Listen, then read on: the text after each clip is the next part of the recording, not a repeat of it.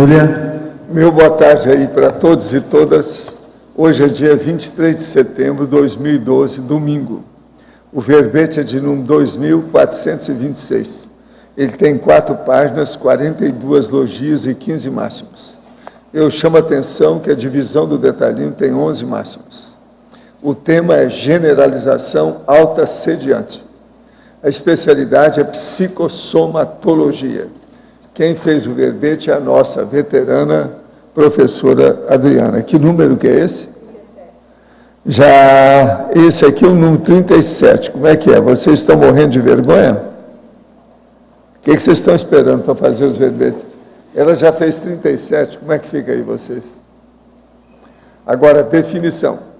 A generalização alta-sediante é a operação intelectual capaz de entender, estender os resultados de determinada observação, corretos ou não, no conjunto de condições consideradas equivocadamente similares, efeito de alteração emocional e consequente perda de clareza pensênica, fundamentando os próprios argumentos e ações irracionais. A associação pensênica equivocada, a tendência a polarizar a autopensenização, a inclinação à inflexibilidade autopensênica, a circumpensenidade doentia, a batopensenidade alta-sediante, a desarmonização holopensênica, a intoxicação dos holopensênicos incrementando conflituosidades, a miscelânea de fragmentos perceptivos, paraperceptivos e mnemônicos, a visão, audição e memória seletivas, a interpretação emocional e parcial dos acontecimentos, os brancos mentais, as rememorações restritas às ratificações da generalização incorreta, a dissociação desvairada, o raciocínio desatinado, a desorganização ideativa, a redução da autolucidez. As concausas extrafísicas das generalizações alta-sediantes, a inspiração baratrosférica capaz de desencadear e ou fomentar a generalização infundada, o estado vibracional profilático capaz de restabelecer a harmonia intraconsciencial. Agora, nós temos na argumentologia o tópico sobre a taxologia, com 8 objetos da generalização alta-sediante e os respectivos exemplos. Vale a pena ver. E também tem o tópico da profilaxia, com a sugestão de 6 ações preventivas, diagnósticas ou desestruturadoras da generalização alta-sediante. São 6. Na remissiologia dos 15 verbetes, nós destacamos 5. Argumentação ilógica, alta-assédio, distorção cognitiva, distorção mnemônica, distorção parapsíquica. Agora, a frase enfática. A generalização alta-assediante concebe juízos irracionais, geradores de conflitos, incompreensões e desafeições. Faz da formiga elefante, ao olhar emocionado do intermissivista incauto. Você corrige prontamente as generalizações alta-assediantes pessoais? E qual postura empreende perante as alheias? Agora, a mega análise aí com João Paulo são 20 itens. Antidiscernimento, estereotipagem, rotulação, irrazão e reflexão. Incompreensão, heteroculpabilização, distorção, dramatização, racionalização. Padronização, apriorismo, acriticismo, emocionalidade e imaturidade. Irracionalidade, subcerebralidade, pseudologicidade, psicossomatologia e enganologia. Agora aqui, o verbete hoje é apenas uma página sobre aniversariologia. O argumento é exemplificativo-lógico. Então aqui vocês vão ver o que eu falo do ponto de vista, inclusive, do bolo. Esse negócio da pessoa aniversariar, e a pessoa vai lá e sopra, sendo que ela está resfriada no dia do aniversário. Aí pega resfriado de um monte de gente. Entende? Então, isso aí, eu estou falando aqui bem claro, que isso hoje está proibido. Todo mundo que tem mais cabeça, não tem mais ninguém soprando velhinha de bolo, não. Não existe isso. Se o bolo é só da pessoa, ela pode soprar à vontade, mas é a hora que vai distribuir. Agora aqui, questionamento. No centro espírita existe a sala de paz para atendimento espiritual. Não sou espírita, embora esteja procurando a maneira de auxiliar as pessoas com energizações, e já me convidaram para a sala de paz. Recentemente fiz o curso Dinâmica Parapsíquica e considerei um excelente curso, muito técnico e diferente das reuniões mediúnicas que pesquisei há algum tempo e que não me identifiquei totalmente, dado o teor religioso, embora a intenção do grupo fosse assistencial. O que o senhor acha da participação nesse grupo de passistas usando a aplicação do arco voltaico no auxílio das pessoas? Haveria algum antagonismo pensando das pessoas do centro devido a essa técnica? Olha aqui, há 50 anos eu ajudei a fazer as câmaras de passe. Tentei colocar até os passes para o escuro que é a TENEPS, não consegui. Vamos ver se você consegue. Nós estamos no século XXI, pode ser que já mudou de lá para cá, depois de meio século, né? Foi mais de meio século. Outra aqui, tem uma boa percepção que, aliada ao detalhismo e parapsiquismo, me coloca em condição de perceber situações e pessoas de forma mais aprofundada. Também tenho facilidade de ler as entrelinhas, contudo, tais características não estão sendo positivas, porque tenho habilidade em pensar a problemática e dificuldade em ver a solucionática. Não estou sabendo usar adequadamente essas características e estou tendo muitos conflitos internos e externos. Poderia comentar e me ajudar a compreender a situação e o que devo fazer para mudar essa condição? O caso todo seria bom é você fazer a técnica das 5 horas de autorreflexão. Nesse caso, você vai começar a captar o que é que os amparadores estão dando para você e que você não acaba, você não conclui. A sua acabativa está ruim. Então, o processo de fazer a autorreflexão de 5 horas pode ajudar você. Outra aqui. O senhor já comentou sobre a poluição do bolo com os perdigotos, aqui, do aniversariante, tertuliário do DAC. De que modo o senhor evita esse inconveniente dos aniversários? Não come a fatia do bolo gentilmente oferecida? Não, a primeira coisa é o seguinte, companheiro. Eu evito, devido ao meu processo de pré-diabetes, eu não como nada que tenha doce. Como a maioria dos bolos que eles dão nos aniversários tem muito doce, eu não como nunca. Nem aqui eu não como quando tem. Seja com sopro ou sem sopro. Há muito tempo que eu não como isso. Agora, no DAC Interniciologia, o senhor poderia comentar e exemplificar sobre as comemorações extrafísicas sadias no período da intermissão? Olha, tem alguma coisa que eu já escrevi nos meus livros, seria bom você ver. Tem alguma coisa que eu falo do processo extrafísico. Agora, eu escrevi artigo. Pois é, tem também o Comitê de Para-Recepção, que é um verbete da enciclopédia. Seria bom você ver isso lá. Agora, ó, eu já participei de muitos para-eventos, como nós chamamos, são essas comemorações, são os para-eventos. Isso aí é impressionante, é muito mais sério do que aqui na Terra. Agora, é necessário que a pessoa tenha experiência disso para ter uma noção exata do problema, mas fica muito na base da teoria, é difícil. Agora, gente, eu queria aqui mais uma vez falar sobre a oportunidade de emprego. Vaga para auxiliar administrativo no campo do discernimento. O salário de R$ 1.100. Turno de 8 horas por dia. Os interessados contatar a Vasiliki Petras. 45 2102 1400. 45 21 02 1400. Eu estou falando mais uma vez para ver se aparece. Eu não sei se tem candidato, depois eu preciso saber da nossa amiga, se já apareceu lá, como é que eles estão. Agora, o Avidário, faz favor, eu entrego a professora Adriana para você. A Adriana já está acostumada. Agora, a taxologia... Só uma coisa que eu queria falar. Me fizeram aqui um negócio muito interessante, que são 170 fotografias do nosso povo. É o álbum de família da turma que defendeu já os verbetes aqui. Agora são 170 ao todo. Sabe, está tudo aqui. Vocês, a maioria que estão aqui. Sabe, você está, um monte de gente aí. Você está, Ela está. Até eu Tem e um o monte de Loche. gente. Até você. Eu e o Loche estamos. Até eu. Vocês estão aí, quer dizer. Agora, ó, as fotos estão muito bem feitas, a maioria estão com o microfone na mão, sabe? Muito interessante.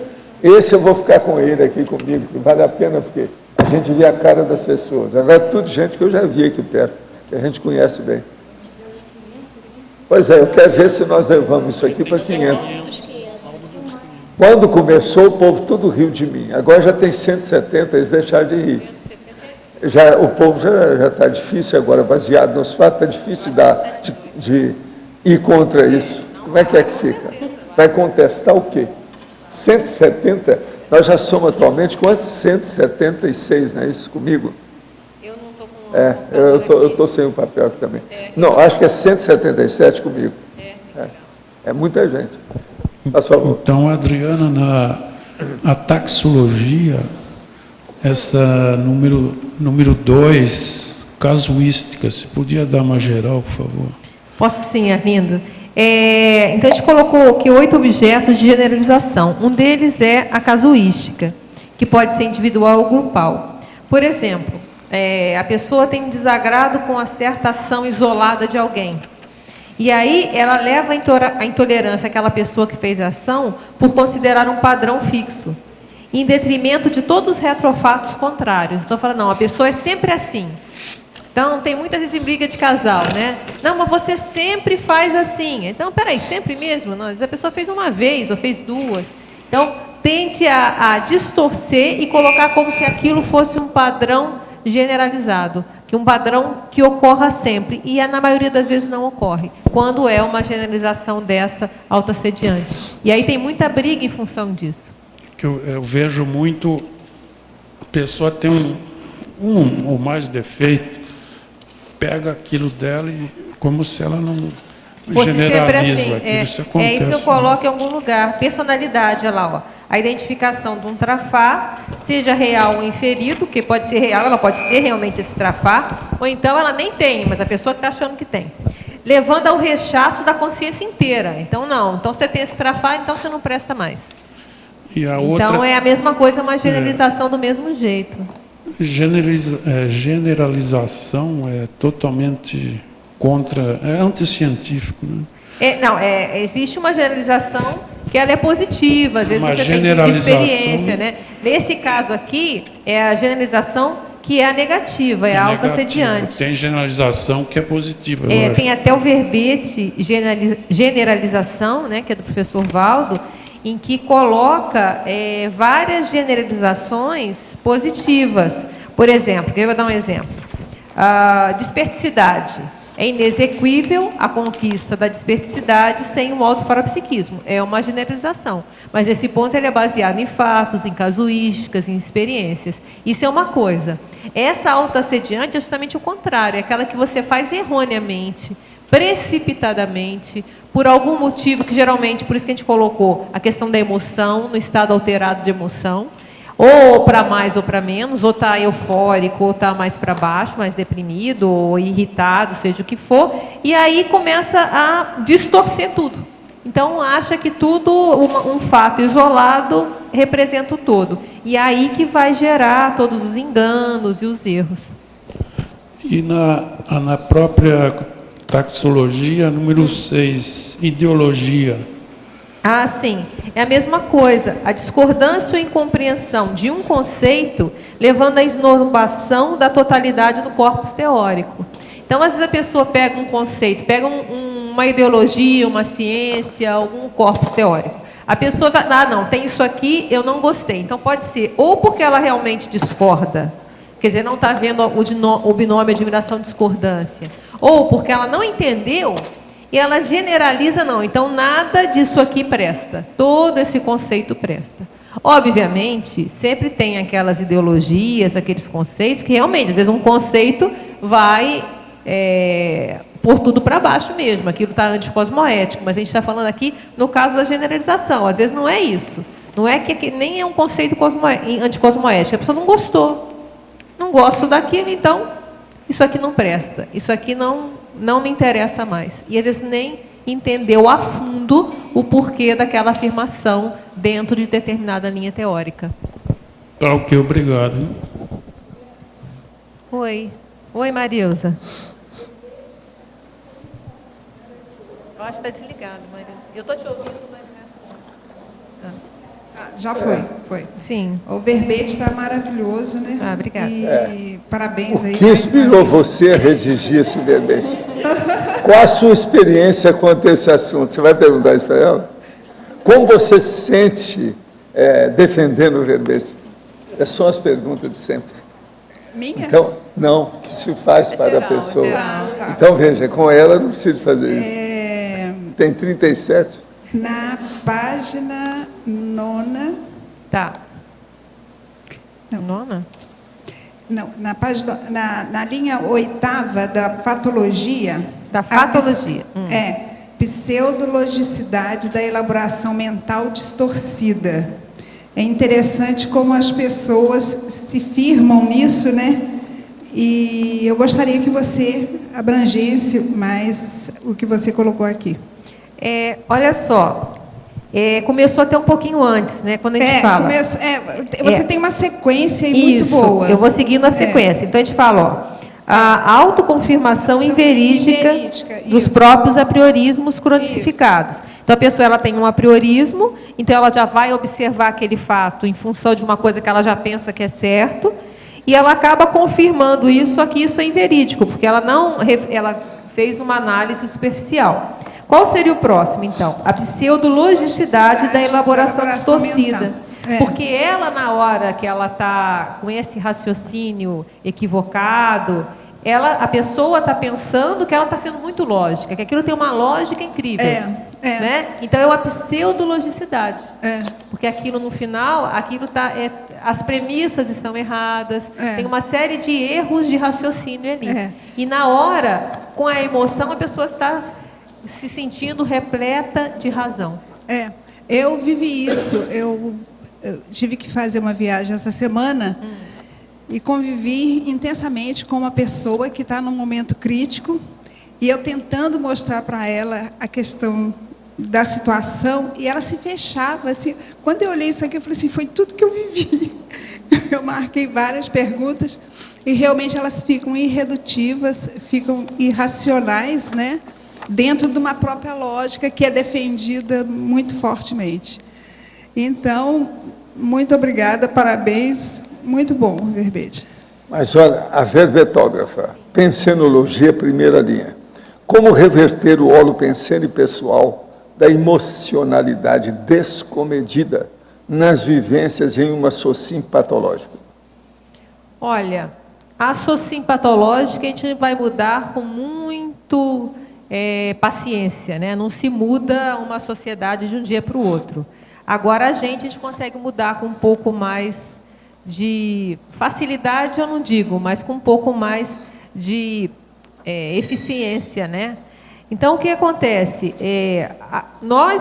A gente vai mudar, o externo ele tem uma série de fatores que não está sob o nosso controle.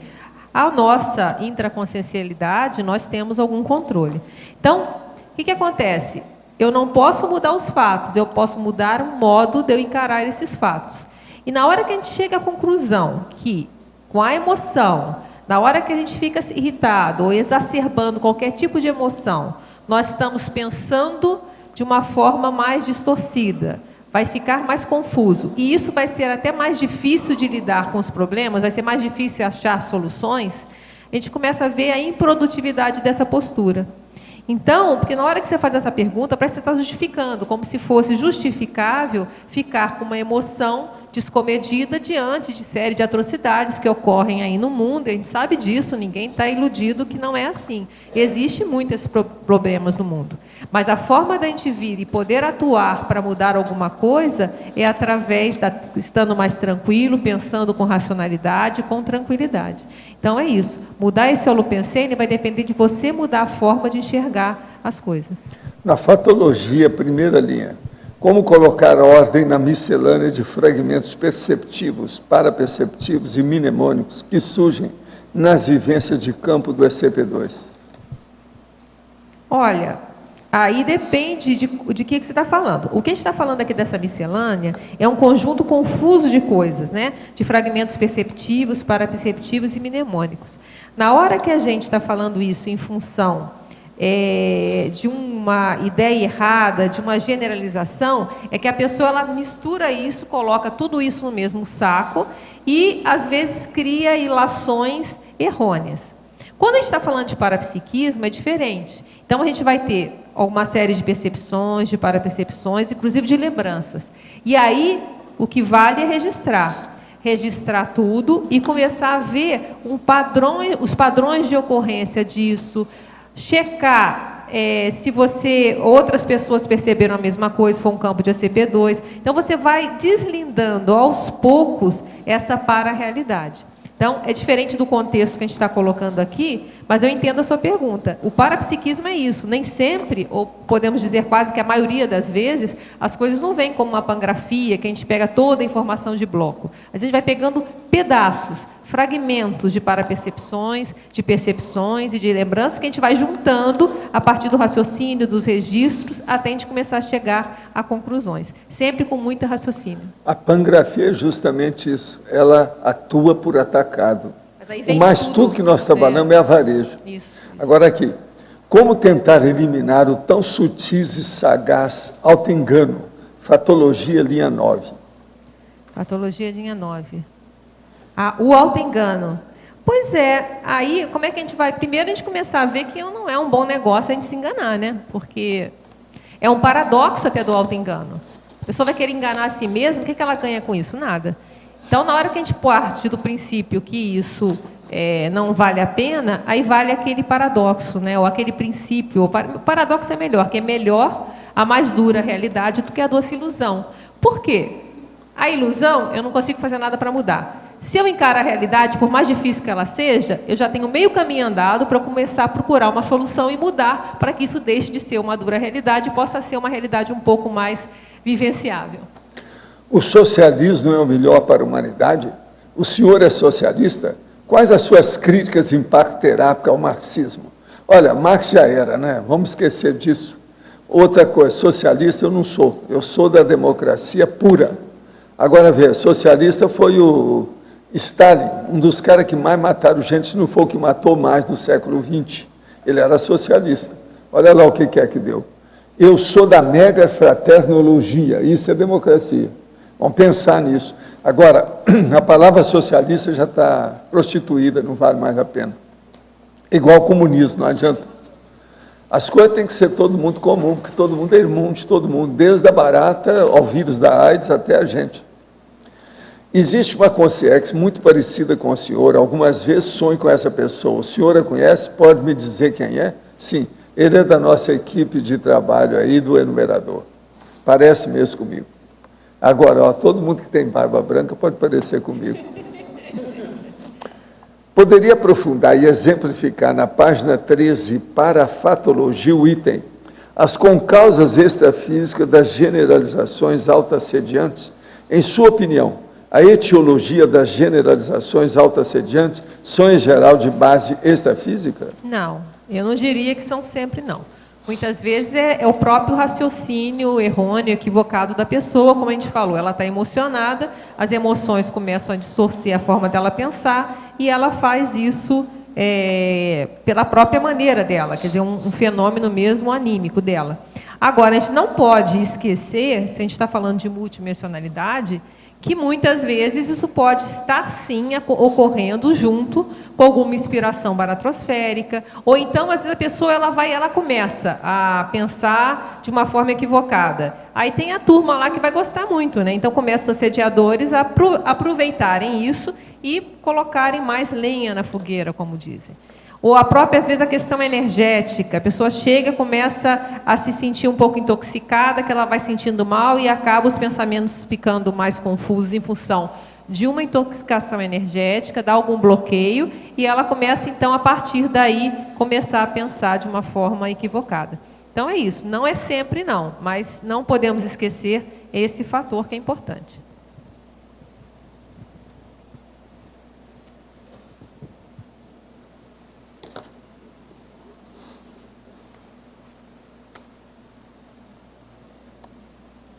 Ana, em neossinapsologia, você poderia explicar melhor ali, aprofundar os obstáculos emocionais à formação de neossinapses?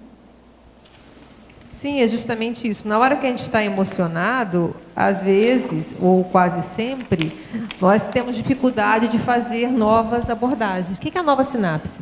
A neossinapse é que você vai fazer uma ligação, uma associação de ideia, alguma coisa diferente, inédita, que você não tinha antes. É uma neossinapse. As emoções, muitas vezes, elas podem obstruir essa formação. Então, a gente começa a tentar simplesmente encaixar aquilo que nós estamos vendo em algo que a gente já sabe. Então, ou até para confirmar aquele apriorismo, aquela ideia que nós temos antes. Então, isso era isso que eu queria dizer.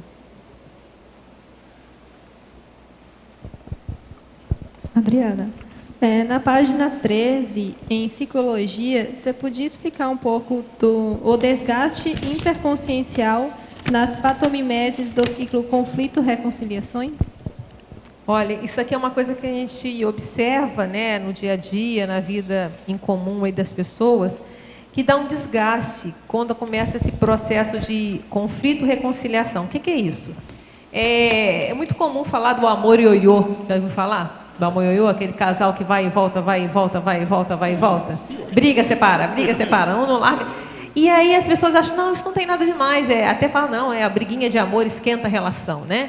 Então, isso estou falando em casal, mas põe isso amizade, qualquer outra coisa. Então, acha que simplesmente aí tem aquela briga, as pessoas se briga, depois reconcilia. Depois briga de novo, reconcilia. E há a ilusão que não, está tudo bem. E pode até com isso haver um certo descuido. De achar, não, então não tem problema não, eu brigo, mas daqui a pouco eu vou reconciliar, está tudo certo. E nem sempre é assim. As pessoas têm que lembrar que isso vai havendo um desgaste da relação, vai havendo um desgaste da confiança. E às vezes fica difícil, assim, não é tão simples. Não vai voltar como se era antes. Então, isso que a gente queria alertar aqui. Tomar esse cuidado, que não é... Tudo bem, é importante as pessoas se reconciliarem, óbvio que é. Mas não ficar uma coisa leviana. Ah, não, eu vou brigar, depois volto, igual briga de irmão. Ficar brigando é melhor evitar brigar. Então, evite conversar, evite colocar as dificuldades de uma forma mais madura, ao invés de simplesmente ficar brigando, fazendo conflito. Depois, não tem problema não, depois a gente reconcilia. E isso desgasta o óleo pensene, as energias, e a relação também. Às vezes a relação vai ficando difícil, não dá muita vontade nem de conversar com a pessoa, porque vai cansando, as pessoas cansam, né? Então era isso que a gente queria aqui ressaltar, que eu acho que é muito importante. Beleza. E na mesma página, em parafatologia, você poderia explicar a inspiração baratrosférica capaz de desencadear e ou fomentar a generalização infundada?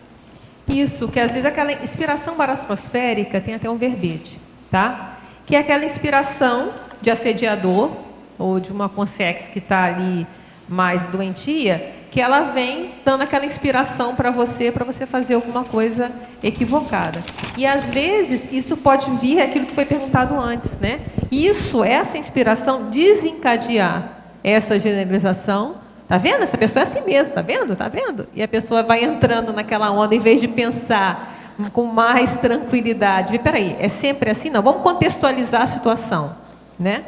Ou o contrário, já aconteceu, já houve a situação, mas fomenta, piora, e fica aquela, a gente fala, aquela briga aguerrida, aquela desafeição aguerrida, tempos e às vezes é um processo de generalização. Se a pessoa houvesse parado para pensar, talvez veria que as coisas fossem diferentes. Então, é isso que a gente queria colocar. Professor Valdo, Sim. aqui no verbete do DAC, Sim. não, eu vou comentar, o senhor não precisa ler não, no geral. O senhor fala a respeito daquela senhora que segurou praticamente a vida dela por causa do aniversário do filho. Eu queria que o senhor expandisse um pouquinho essa questão de como é que a pessoa segura um processo desse.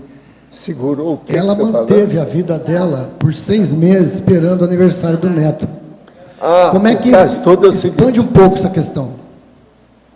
Nós somos consciência. A consciência é superior à matéria, mesmo a matéria biológica. Se a pessoa coloca a vontade dela, a intenção dela, com as energias dela, ela segura mesmo o corpo que está se desmanchando. Eu já vi isso várias vezes. O caso daquele... Então ela marcou direitinho, só depois do aniversário. O caso ali do... E aquilo acontecia. Eu já vi vários casos assim. Do José Alencar, Eu vi casos que eu segui, casos que outros me contaram. do Zé Alencar pode se encaixar como exemplo desse, o Como é que vice-presidente? O José Alencar, que tinha câncer toda hora, pode se encaixar, de repente, em um caso desse que ele segurava? Ele segurava, porque ele tinha uma personalidade muito forte, estava sempre rindo do processo, entende? Com isso, ele aumenta o sistema imunológico, a pessoa aguenta. Agora, eu penso o seguinte, aquele negócio que nós estávamos debatendo aqui, de fazer essa lei aí da vitalidade, aí do vitalismo, que vai acabar com isso aí é um problema difícil, por causa disso. Pois é, o testamento vital tem que dar um jeito nisso, isso aí não é bem assim não. Esse negócio está muito superficial por enquanto, tem que estudar mais. Agora, que é um fato pense, a sua consciência é superior à matéria. A sua vontade é o maior poder que você tem. Se a sua vontade está siderada dentro de uma intenção, aquilo estabelece um fato. Aquilo vai.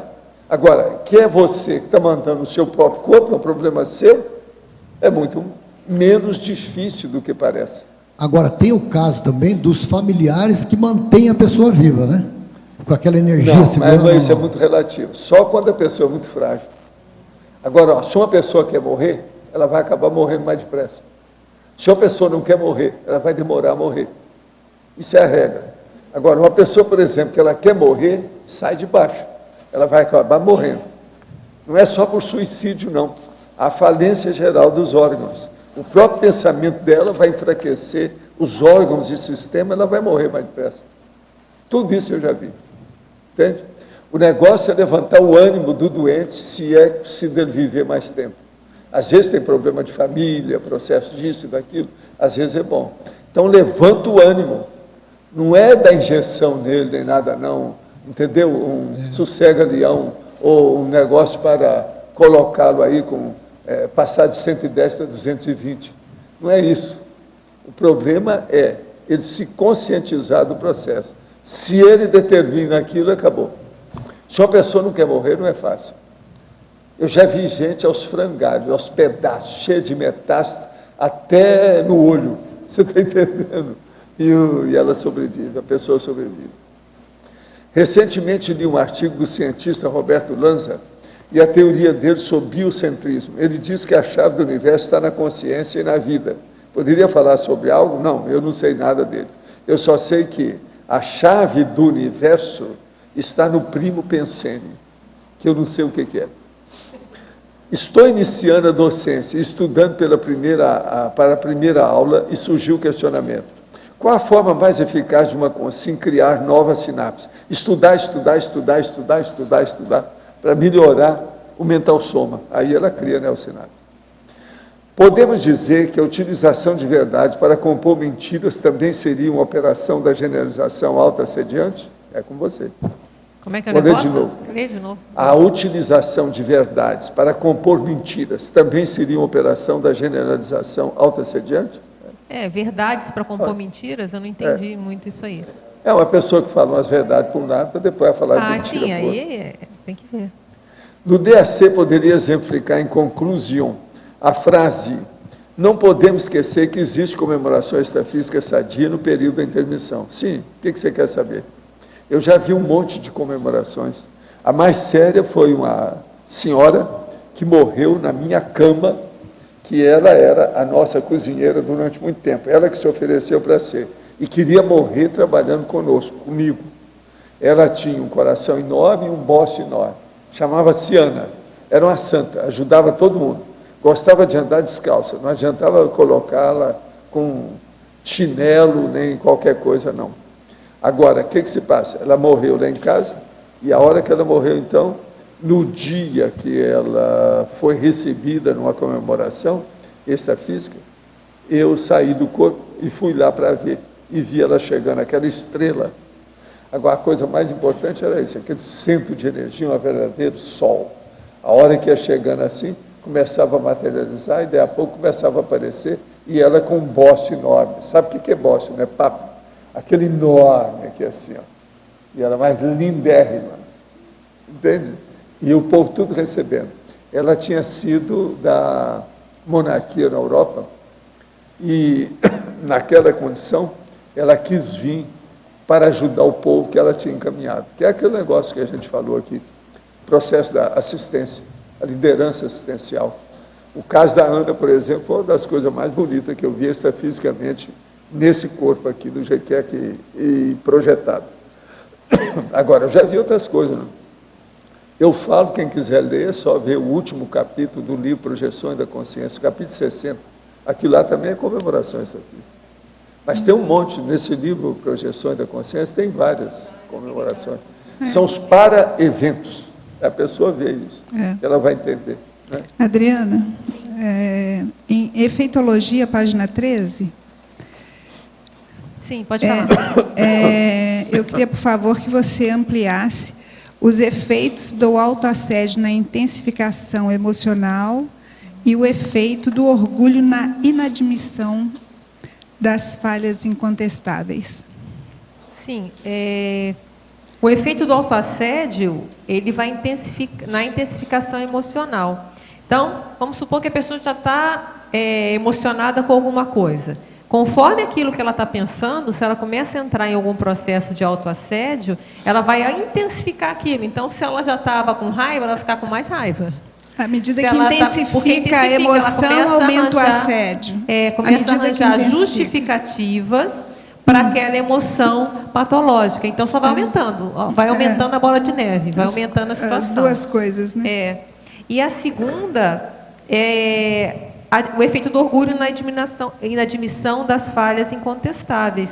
Isso aqui é aquela história. A pessoa que ela é muito orgulhosa, ela vai ter muita dificuldade de admitir o erro. Aí entra na que é incontestável, né? Às vezes, é óbvio. E a pessoa fica lá, aí tem até o verbete que eu já escrevi, que é o orgulho teimoso, né? A pessoa fica lá reiterando aquela condição, às vezes por orgulho de não querer admitir que estava errada. Então é muito sério. Muito bom. Adriana, você lembrou do seu verbete, orgulho teimoso, é seu, né? Isso, é meu. Mas tem um outro que, em cima da pergunta da Sabrina, é sobre o processo emocional, a convivência. É meu? É o mito do amor romântico? É. O amor ioiô é citado lá. Em cima da sua pergunta, é excelente o verbete dela. Pode fazer uma pesquisa lá. Adriana. Sim. Acho que é de cima para baixo, fatologia, terceira linha. Os brancos mentais, com relação ao tema do verbete, dá para você aprofundar? Sim. Porque que a gente observa, na hora que começa essa generalização, a pessoa tende, né, que estiver generalizando, a generalizar, literalmente, né? Então, ela vai, por exemplo, pegar um fato e ela vai falar que sempre foi assim, começa a usar o sempre, o nunca. E, com isso, ela esquece, às vezes, aquilo que corrobora que não é bem assim. Que isso é um fato, às vezes, isolado, ou que é uma situação isolada. Então, naquele momento, dá um branco mental e, às vezes, até, dependendo do caso, começa uma série de acusações que totalmente infundadas. Se você pensar pela memória, a pessoa não recorda que não é bem assim. Fala, não, sempre foi assim. A gente até comentou a questão de briga de casal, né? Mas você sempre faz assim. Não, você nunca faz isso. E começa aquela ladainha e às vezes, não é bem assim. Sempre não. Tem essa vez, aquela outra.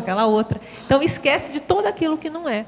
Então, quando começa essa ladainha, é para a gente ficar de olho. É o que a gente coloca lá numa das profilaxias, a questão da caracterização, especificar a argumentação, evitando o emprego irrefletido dos vocábulos sempre, nunca, jamais, todos, ninguém, tudo, nada, ou sou assim e já sei. Isso acontece em tudo. Quer dizer, outro exemplo? Uma pessoa fala assim, eu sou tímida. E aí se já se rotulou, por exemplo, sou tímida. Ela fala, peraí, sou tímida em tudo quanto é lugar? Na minha família também? Com o meu cachorrinho também sou tímido? Não, peraí, eu sou tímido com... Não é.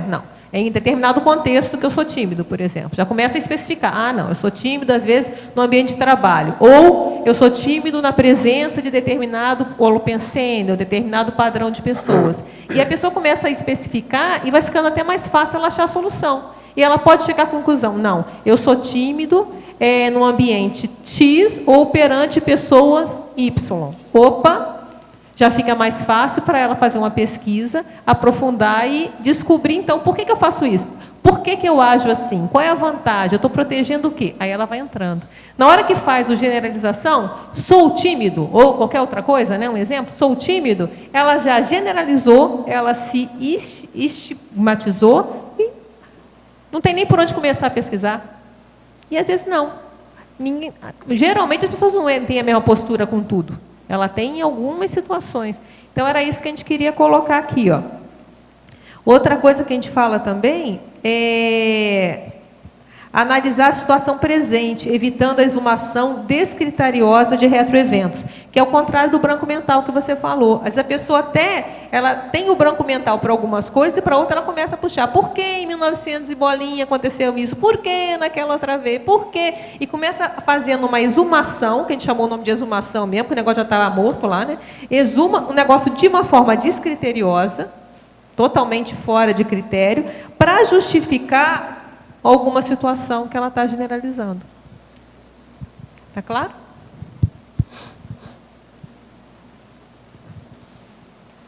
Adriana, página 12, fatologia na quinta linha de baixo para cima. A pseudologicidade da elaboração mental distorcida. Você pode falar um pouco mais? Como é que a gente percebe essa pseudologicidade? Porque às vezes ela vem bem disfarçada de argumento lógico, né? Coerente. Exatamente. Você pode dar umas dicas que você já desenvolveu nesse sentido? Olha só, é o que a gente coloca lá naquela solução. Por que é uma pseudologicidade? É que na hora que a pessoa está fazendo essa elaboração mental, ela está emocionada, ela está com as emoções todas à flor da pele muitas vezes, ela começa a fazer uma série de afirmações, ou dentro da cabeça dela, ou então, às vezes, até uma forma auto-hétero, né? A gente deu o exemplo para ela mesma, o diagnóstico dela, de, eu sempre assim, eu não presto, ou eu sou bom demais, ou eu sou ruim demais, ou para os outros, a pessoa é assim, ou assado. Na hora que ela generaliza, às vezes ela cria uma série de argumentações lógicas para ela, mas que não são lógicas, são pseudológicas. Então, às vezes, ela vai pegar dados, fatos, mas de uma forma distorcida. Ela pega casos isolados e generaliza. Então, a solução para isso, Eliana, é o que a gente tenta colocar aqui.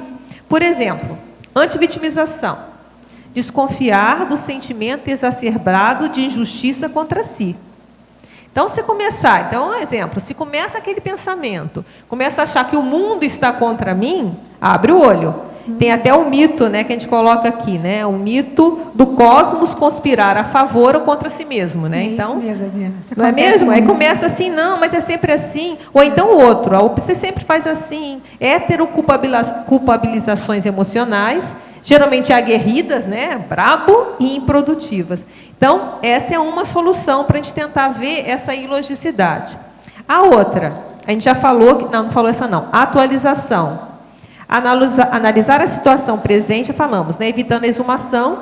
E aí era a pergunta, qual o problema, como resolver, quem precisa ser envolvido e quando. Então, isso é mais direto. A caracterização a gente já falou, ficar atento quando a gente começar a falar essas palavrinhas aqui, né? Despersonalização, eclipsar o egão para sobreparar analiticamente os acontecimentos, evitando contaminar a observação com afetos, traumas e defesas pessoais anacrônicas. Aqui, aquele verbete que é bom para isso é o endosso sentimental. Porque muitas vezes, na hora que a pessoa começa a fazer esse processo de generalização, é aquela história, ou você é contra mim ou a favor de mim. Ou você está comigo ou está contra. Ou a coisa é branca ou ela é preta. Não vê que existem nuances, tons de cinza. Então a pessoa começa a jogar. O tudo ou nada que a gente chega a colocar. A gente chega a colocar na coloquiologia, né? E muitas vezes, com isso, começa a fazer em vez de sobreparar a situação, começa a analisar os fatos em função de afeto. Então, se eu gosto do fulano, tudo que ele fala, eu concordo. Se eu não gosto do ciclano, tudo que o ciclano fala, eu já sou contra a priori. E esquece que, às vezes, aquela pessoa que a gente gosta pode falar errado. E vice-versa. Aquela pessoa que a gente não tem muita empatia, pode estar certa naquele momento. Então, na hora que radicaliza, né, ou personaliza aquilo por você, você vai colocar você ali, aquela que eu sou mais afim, muitas vezes a gente pode se enrolar também nesse raciocínio. Relativizar, pesquisar e ponderar outras interpretações possíveis para a ocorrência em exame, evitando a fixação de veredicto precipitado com base em poucas impressões iniciais. Então, às vezes, a pessoa vê uma situação só, não vi, não gostei, ou pega um princípio, uma primeira impressão, generaliza aquilo e não pondera que pode, aquele fato que ela está observando pode ter várias outras interpretações. A gente fala um pouquinho nisso também no verbete facies histriônica, né? Então a pessoa chega e fala assim, a pessoa está com a cara mais séria, está com raiva de mim, ou está chateado comigo. Está generalizando. Às vezes não, a pessoa está com dor de cabeça, a pessoa está com enxaqueca, está com dor de barriga, sei lá o quê. É sempre autorreferente, né? A aí entrou a questão de... Tudo gira em torno dela. O cosmos está todo girando em torno de mim. Então, também são generalizações. E, por último, a tranquilização. Buscar sustentar a calmia íntima, evitando dramatizar as vivências. Isso é o mais sério e eu diria que também é o mais difícil, né? Que a gente já tem falado isso em outros verbetes, é porque justamente na hora que é a emoção exacerbada que vai desencadear esses pensamentos mais distorcidos. Então, se a gente consegue, pelo menos, manter dentro do limite do aceitável uma calmia íntima, a gente tem mais chance de perceber as coisas. Então, tem aquela, qual emoção estou sentindo? Por quê e vale a pena? Essa pergunta aqui é muito séria. Principalmente na questão da irritação, né, que a gente está tentando, todo mundo aí fazendo um esforço de começar a cortar as irritações. Se sentiu, fala por quê? E vale a pena? Geralmente a resposta vale essa última é não vale a pena, né, Adriana? Pois é, vale a pena, então acho que isso aí ajuda um pouquinho. Muito obrigada, está ótimo. Adriana, aqui no ar, Renzo. Pode falar. Na taxologia, a número 7, personalidade, a identificação de trafar, seja real ou inferido, levando ao rechaço da consciência em questão. A gente percebe aí que falta, né, o entendimento, o aprofundamento da questão do binômio admiração-discordância. Perfeito. Né? E essa falta de entendimento desse binômio, além da falta de reflexão, tem a ver também com um pouco de apriorismose, como você mencionou agora há pouco, que não deixa de ser um mecanismo de defesa do ego. Né? O que estaria por trás dessa apriorismose, sendo que, se a pessoa deixa aqueles autodogmas dela de lado, ela vai obrigatoriamente entrar numa recim, iniciar uma recim, né? Mas aí, como ela já tem, às vezes, aquele trafarismo, aquela postura de não vai dar certo, então ela fica rodando, circulando nesses mecanismos de defesa do ego. Então, eu te pergunto, como uma pessoa, a gente pode superar um trafarismo, essa postura trafarista que impede a recim, que acaba mantendo todo esse ciclo, né, de trafares predominantes, né? Como é que você... Olha só, para não generalizar, tá certo? Isso. Tem que ver, assim, especificar aonde isso acontece. A pessoa é trafarista em tudo? Ou ela vai ver, não, às vezes ela não é trafarista, às vezes na relação amorosa. Ela sempre se dá bem, tem sempre bons relacionamentos, nisso não é. Mas no trabalho, na profissão, ela sempre se joga para baixo e se coloca sempre, não consegue um emprego adequado, sempre está aquém das possibilidades dela. Então, o que eu vejo, o primeiro passo, Enzo, é a pessoa detectar aonde é isso. Eu acho muito difícil ter isso de uma forma geral. Vai ter algumas áreas que isso acontece e outras que não. Que na hora que você descobre que áreas acontecem, você já começa a ter mais subsídio para trabalhar. Entende? Certo. Então, eu vejo que você tem que ir por ali. Qual área, qual situação que a pessoa... E tem vários verbetes até falando disso. Tem o síndrome da pré-derrota, da professora Mi, né, que é a pessoa que já, antes de começar, ela já está derrotada. Se é uma pessoa que ela tem uma visão mais trafarista do mundo, ela pode até ver aquele verbete que é o polianismo terapêutico, né? Começar a ver o mundo um pouquinho mais cor-de-rosa, fazer esse exercício de ver o mundo cor-de-rosa, mas sem perder os pés do chão. Então, é necessário, nesse momento, fazer um diagnóstico mais apurado. Então, para o diagnóstico, a pessoa tem um conscienciograma, que é a ferramenta, tem a própria consciência terapia, que existe hoje as ferramentas que vão ajudá-la a diagnosticar qual é o ponto que pode estar levando a esse trafarismo, né? Em relação a si ou em relação ao mundo em geral, ou ambos, né? Certo. Obrigado. Ajuda aí, Enzo. Professor, o senhor indicou aquele filme para nós lá, O Suspeito, Mora ao Lado. Eu vou te perguntar, o senhor viu o filme Instinto Secreto, o Kevin Costner? O filme Instinto Secreto tem um caso muito parecido com esse que o senhor indicou, mas ele é muito mais profundo e mais problemático. Estou te sugerindo para ver até. Porque uma pessoa de renome na sociedade, veja, Eu só sei que personalidade igual da mulher que assassinou a outra, isso aí é muito raro você descobrir em filme. Que aquilo lá, o plot é perfeito. Quer dizer, a história, o enredo, o script. Esse que eu estou te falando, Sabe ele é uma... aquilo é tudo baseado em muita elaboração de pensamento. Agora, esse aí, ele tem, se eu não me engano, uma consciência, que não dá para a gente saber se é uma consciência ou ele é esquizofrênico, que conversa com ele o tempo todo. São dois atores de ponta, o Kevin Costner e o outro, não me lembro. Não, mas ali esse filme que eu indiquei é mais sério. Ali não tem nada não, é a mulher com a mulher. Para a pessoa pensar como as pessoas elaboram o mal. O ódio é um negócio seríssimo. Eu nunca vi um filme tão bem feito como a cena dessa personagem da mulher. Para mim, bateu o recorde baratrosférico de tudo que eu já tinha visto. Por isso que eu falei, vou pensar. Agora, é lógico, aquilo foi baseado em fatos. Alguém pensou naquilo, ouviu falar, alguma coisa teve. Está na cara. Porque ele é perfeito, é matemático. O ato do processo do assassinato é matemático. Ele fechou tudo. Entende? Terrível. E outra coisa, do jeito que eles fizeram o filme, ela está vivendo a vida dela, não tem problema nenhum depois. Uma vergonha, né? São esses filmes que eu jamais deixaria chegar perto deles para fazer qualquer coisa. Já pensou? O que é que não vai sugerir para o povo?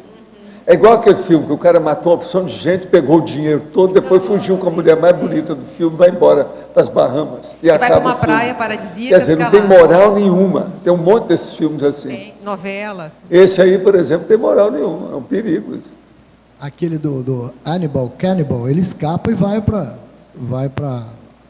Tem um monte desses que o cara Central, sai depois no avião, num carro, na praia, no navio. O Anthony Hopkins. Uma vergonha, né? Adriana, na página 12, tá. Em fatologia, na 6ª linha, você pode explicar aqui essa interferência tendenciosa de pensamentos? A inferência, né? A pessoa vai inferir de uma forma tendenciosa pensamentos, intenções e motivações no outro, né? Então, talvez faltou no outro aqui. Não sei se ficou claro. Quer dizer, a pessoa, na hora que ela está com esse pensamento lá confuso, ela infere que a pessoa está pensando aquilo, ou até uma intenção, uma motivação, muitas vezes que ela é irreal. Ela não está baseada, pautada em fatos ou para fatos. É baseada em achismos, que ela quer confirmar aquilo que ela está pensando.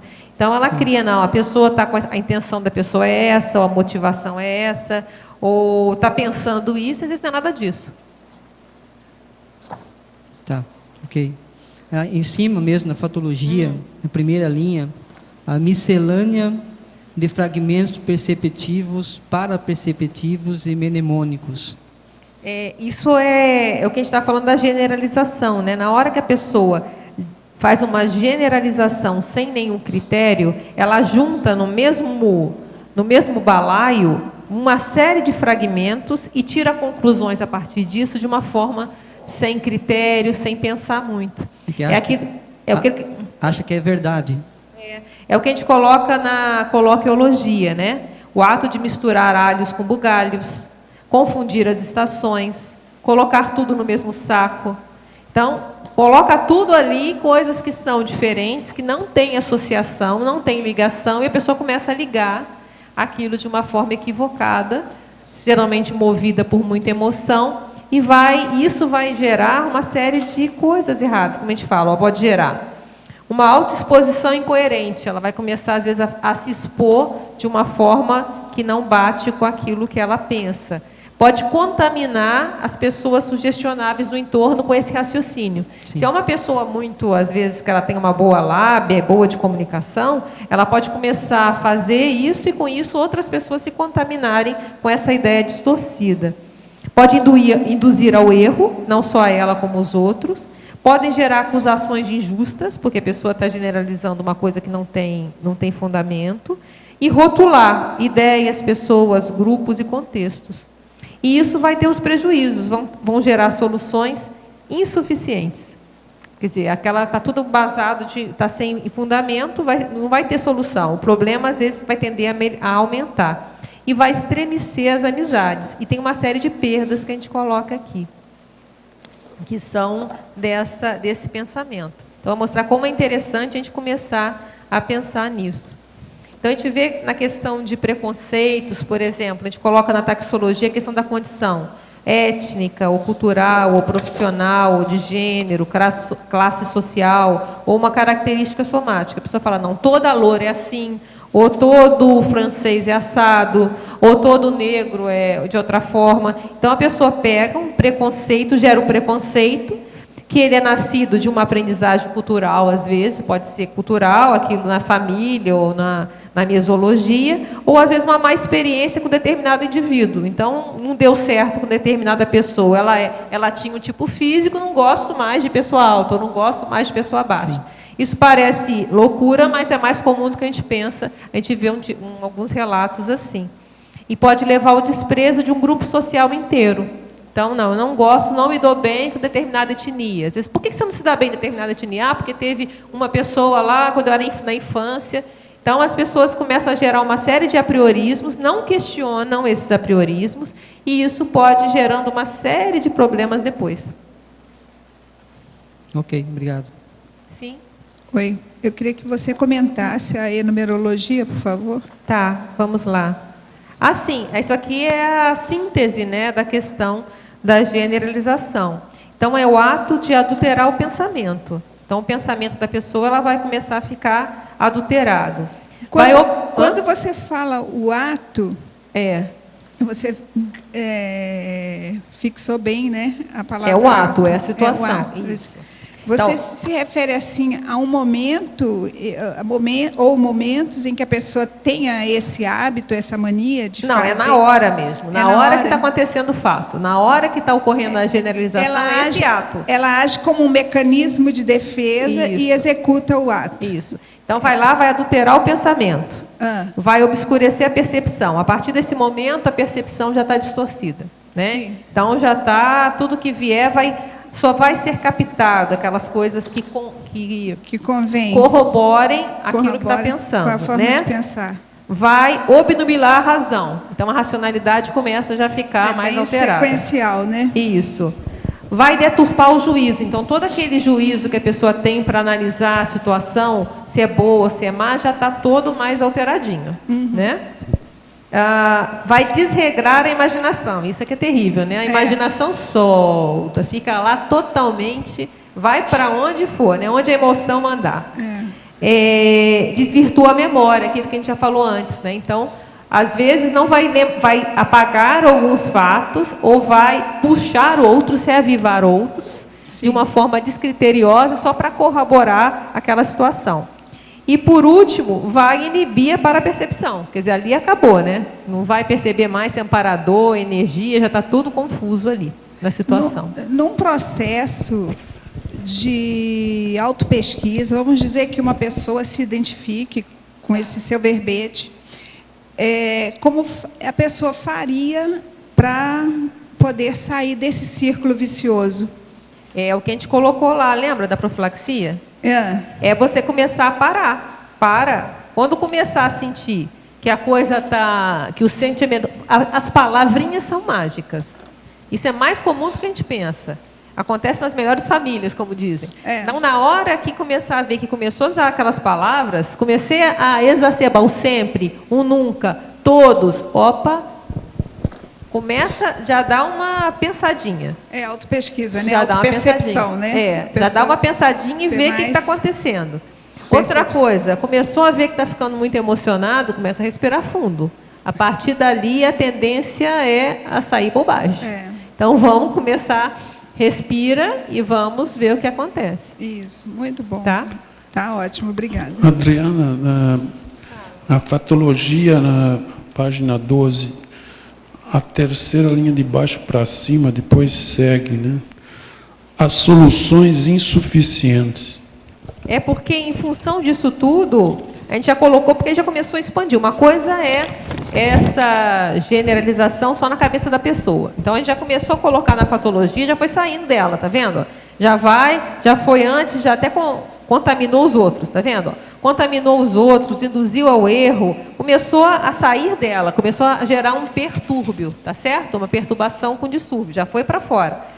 E aí, a tendência nesse momento, a qualquer solução, se há alguma problemática, a solução já vai ser insuficiente, porque todo o contexto já está contaminado com a situação. Então, isso aqui você vê que tem que ver no contexto da patologia. Começa mais dentro da cabeça da pessoa e vai indo e vai pegando tudo. Então, agora já liberou geral. O assédio já está fazendo uma festa danada. Então, com isso, a tentativa de você fazer uma solução boa vai ser muito difícil. Então, ali depois vem a contaminação circunstâncias sugestionáveis, né? E vai encadeando aqui. Vai encadeando, tá vendo? Porque já está saindo da pessoa, ó, está saindo dela, ela já expôs, ela teve um auto-engano, estava dentro da cabeça dela. Aí começou para fora, ó, autoexposição incoerente, ela já começou a expor aquela situação. Pode ser da maneira que for. Expôs. Contaminou as pessoas que são mais sugestionáveis ali. Vai começar a induzir ao erro. Quer dizer, muitas pessoas, às vezes mais sugestionáveis, que não estejam lúcidas, vão entrar, às vezes, nesse raciocínio falacioso. Então, entrou lá, entrou. Mais pessoas. E aí podem acontecer acusações, como a gente já falou, rotular, às vezes, pessoas, contextos, grupos. Não, então isso é assim. E aí, a chance de solucionar vai ser muito difícil. E o pior, pode estremecer bastante vínculos de amizade, às vezes. Porque a coisa vai perdendo. Falou amizade, mas pode ser vínculo também marido e mulheres, como a gente já falou antes, né? A gente pôs amizade para pegar todo mundo. Na mitologia, na segunda linha, tem assim o mito do cosmos conspirar a favor ou contra si mesmo. Quer dizer, o mundo está contra a pessoa. Né? Ou a favor, né? Ou a favor. Aí é poliana. Mas aí, o que leva... Em relação à generalização assediante, se podia dar uma aprofundada. Vamos falar todos aqui para facilitar. E lembra também a questão lá que ela tinha falado antes, né, a Marilza. Olha só, o mito do todo mundo faz. Isso, às vezes, a pessoa vai fazer uma autocorrupção, isso é muito comum, né? Às vezes, as pessoas até vão fazer alguma coisa errada. Não, isso não dá em nada, não. Isso não dá em nada, todo mundo faz. Então, é uma forma de vitimização jurídica, porque às vezes é justamente ela que vai ser pega e vai ser presa. Corrupção do governo acontece. Não, todo mundo faz, não tem problema nenhum, isso não vai dar em nada. Então, a pessoa está criando uma vitimização no futuro. Mas é uma generalização, não é todo mundo. Não é todo mundo, todo mundo. Que todo mundo, entendeu? Está generalizando, que todo mundo. Eu já vi pensando, não, fofoca não tem problema, não, todo mundo faz. Não, que todo mundo. Quem, por exemplo? Todo mundo não, vamos com calma, alto lá. Então, a pessoa vai justificar alguma conduta equivocada dizendo, não, é todo mundo. Então, é um auto-engano também. Ou todos pensam assim, não, todo mundo pensa assim, não sou só eu, não. Então, vai mantendo. Ou todos estão contra mim, aquele é Deus muito cruel, né? Todo mundo contra mim, então o cosmos, que é parecido com o outro, né? Com o cosmos conspira a meu favor, quer dizer, o poliana, tudo vai dar certo. Também não é bem assim. Ou do contrário. Contra mim, tá? Todo mundo, inclusive o cosmos, não só as pessoas, o cosmos também, eu sou aquela pessoa que nada dá certo. O mito de ninguém me ama, né? Ninguém mesmo, ninguém. Então você está mal mesmo, né? Realmente vai transmigrar porque a situação está grave. E o mito de alguém ser tudo para o trem, para outrem, que é a questão que do mito romântico, né? Também é uma generalização. Você é tudo para mim. Não é, né? Vamos ser sinceros, a pessoa parar para pensar, não é. Vamos com calma. Vamos com calma. Ou o mito do sei tudo ou nada sei. Isso aí. Sei tudo, ninguém sabe. E também nada, não. Alguma coisa você sabe. Alguma coisa você já aprendeu. Então é isso. Então, mas eu achei interessante. Essa mitologia, ela tem um encadeamento também. Tem. Né? Porque às vezes a gente põe mito aqui ou ali solto. Aqui está encadeado. Exatamente. Sempre que eu consigo, eu gosto de encadear. Nem sempre é possível, né? Nem sempre, mas às vezes quando dá. Ler o dicionário de argumentos da conscienciologia é como ouvir o professor falando ao pé do ouvido, tamanho grau de personalismo presente na obra. Quanto mais autêntica é uma GESCOM maior, o efeito de cápsula do tempo nas próximas seriex, poderia comentar? Essa obra aí que eu estou fazendo, esse livro, ele vai ser mais pessoal do que todas as obras que eu escrevia, mais do que Projeções da Consciência, por exemplo. Agora, por isso que eu seleciono muitas coisas, estou escrevendo tudo na base da síntese. Estou fazendo uma compactação sintética dos assuntos mais sérios. Temos ouvido muito falar em lei da atração e de como podemos gerir as nossas vidas através do pensamento. Onde ficam a proex e a invex se atraímos o que pensamos e acreditamos? Temos livre-arbítrio para alterarmos o planejamento ou planejado de forma consciente? O que a Conscienciologia acha disso? Primeiro, nós não acreditamos em nada. A gente admite as coisas depois que a gente fez experiência. Então, por aí muda tudo. A gente não vai no bico de ninguém, nem de nada, nem do que está escrito, nem do que a pessoa fala. Verbetógrafa, por favor. Estou tentando manter uma amizade após namoro que não deu certo. Sempre brigamos e reatamos. É aquele negócio que você falou, é o espicha, vai e volta. Amor ioiô, Às vezes acho ele ver os meus erros e não ver os dele. Não entendo porque não consigo compreender e aceitar a forma dele ser. Como equilibrar essa emocionalidade? Olha, como dizem, em briga de marido e mulher, ninguém mete a colher, né? É difícil. Agora você tem que ver o que você quer da sua vida. Uma coisa boa seria mandar o casal para um psicólogo. Ou vai resolver. Ou a mulher. Porque consultório sentimental. Pois é. A gente chega até a colocar uma indefinição. Primeiro definir. Define os dois. Vocês querem ficar juntos ou não? Esse é o primeiro passo. A pessoa pode querer se adaptar ao ruim, né? A gente não sabe como é a pessoa. Ela tenta se adaptar e não consegue. Às vezes, né? Sei lá. Como é isso? Entende? Sei lá, entende? Pois é. No DAC Conviviologia, segunda linha, por que na idade do professor não vale a pena comemorar aniversário? Por que não? Eu já comemorei muitos, já estou saturado do processo. Vamos comemorar. Agora os jovens que estão chegando, aqueles que estão caminhando, eu não preciso de comemorar nada. Quero comemorar agora é outra coisa, um negócio chamado complexo. Examina depois o que a gente chama aqui de complexo. Eu quero comemorar isso, oportunamente. O termo natalício indica Natal mesmo? Sim, é o Natal da pessoa, o dia que ela nasceu. Fico desconfortável nos períodos anteriores ao aniversário, evitando comemorações, especialmente em grupo. Isso teria relação com a ProEx? Pode comentar? Pode ser, mas o problema quase sempre aí, às vezes você tem que analisar, é a inconvivialidade. Às vezes está faltando a sociabilidade maior sua. Às vezes é devido ao processo de timidez. Então, é preciso examinar por quê. Porque dentro de determinado, ainda mais assim, a pessoa mais jovem, ainda mais assim, vamos dizer, profissional, tudo isso, às vezes precisa comemorar, sim, a data. Às vezes dá um banquete. Eu já dei um monte de jantar, por tudo quanto é lado, do Brasil, fora daqui, todo lado. Às vezes é necessário. Mas chega num ponto, quando eu vim para cá, eu falei assim, eu não vou viajar mais. Então, eu posso cortar. Vocês não acham que eu já posso me poupar de algumas coisas? Com 80 anos, eu acho que é hora da gente poupar as coisas. É que o povo me vê com tanta eletricidade, fala assim, não, isso aí não é... Aqui, mas ninguém quer me... entende? Eu, qualquer coisa, vou aparecer aí. Aí eles vão me dar valor. Esse negócio eu tapeio bem, com o processo à disposição. problema todo, a autopredisposição da pessoa física, sabe, impressiona por causa da força presencial. Isso aí é um negócio sério no caso da gente, entende? Agora, gente, eu devolvo aí a... Como é que é? Você não vai conversar nada com a Adriana sobre esse assunto tão sério que ela está falando aí hoje? Generalização autoassediante, presta atenção. Você que examina tudo. Adriana, Renzo aqui no ar de novo. Fala, pode falar que eu não te vejo. Voltando ao mito, todo mundo faz, né? A gente lá sou do Rio também, né?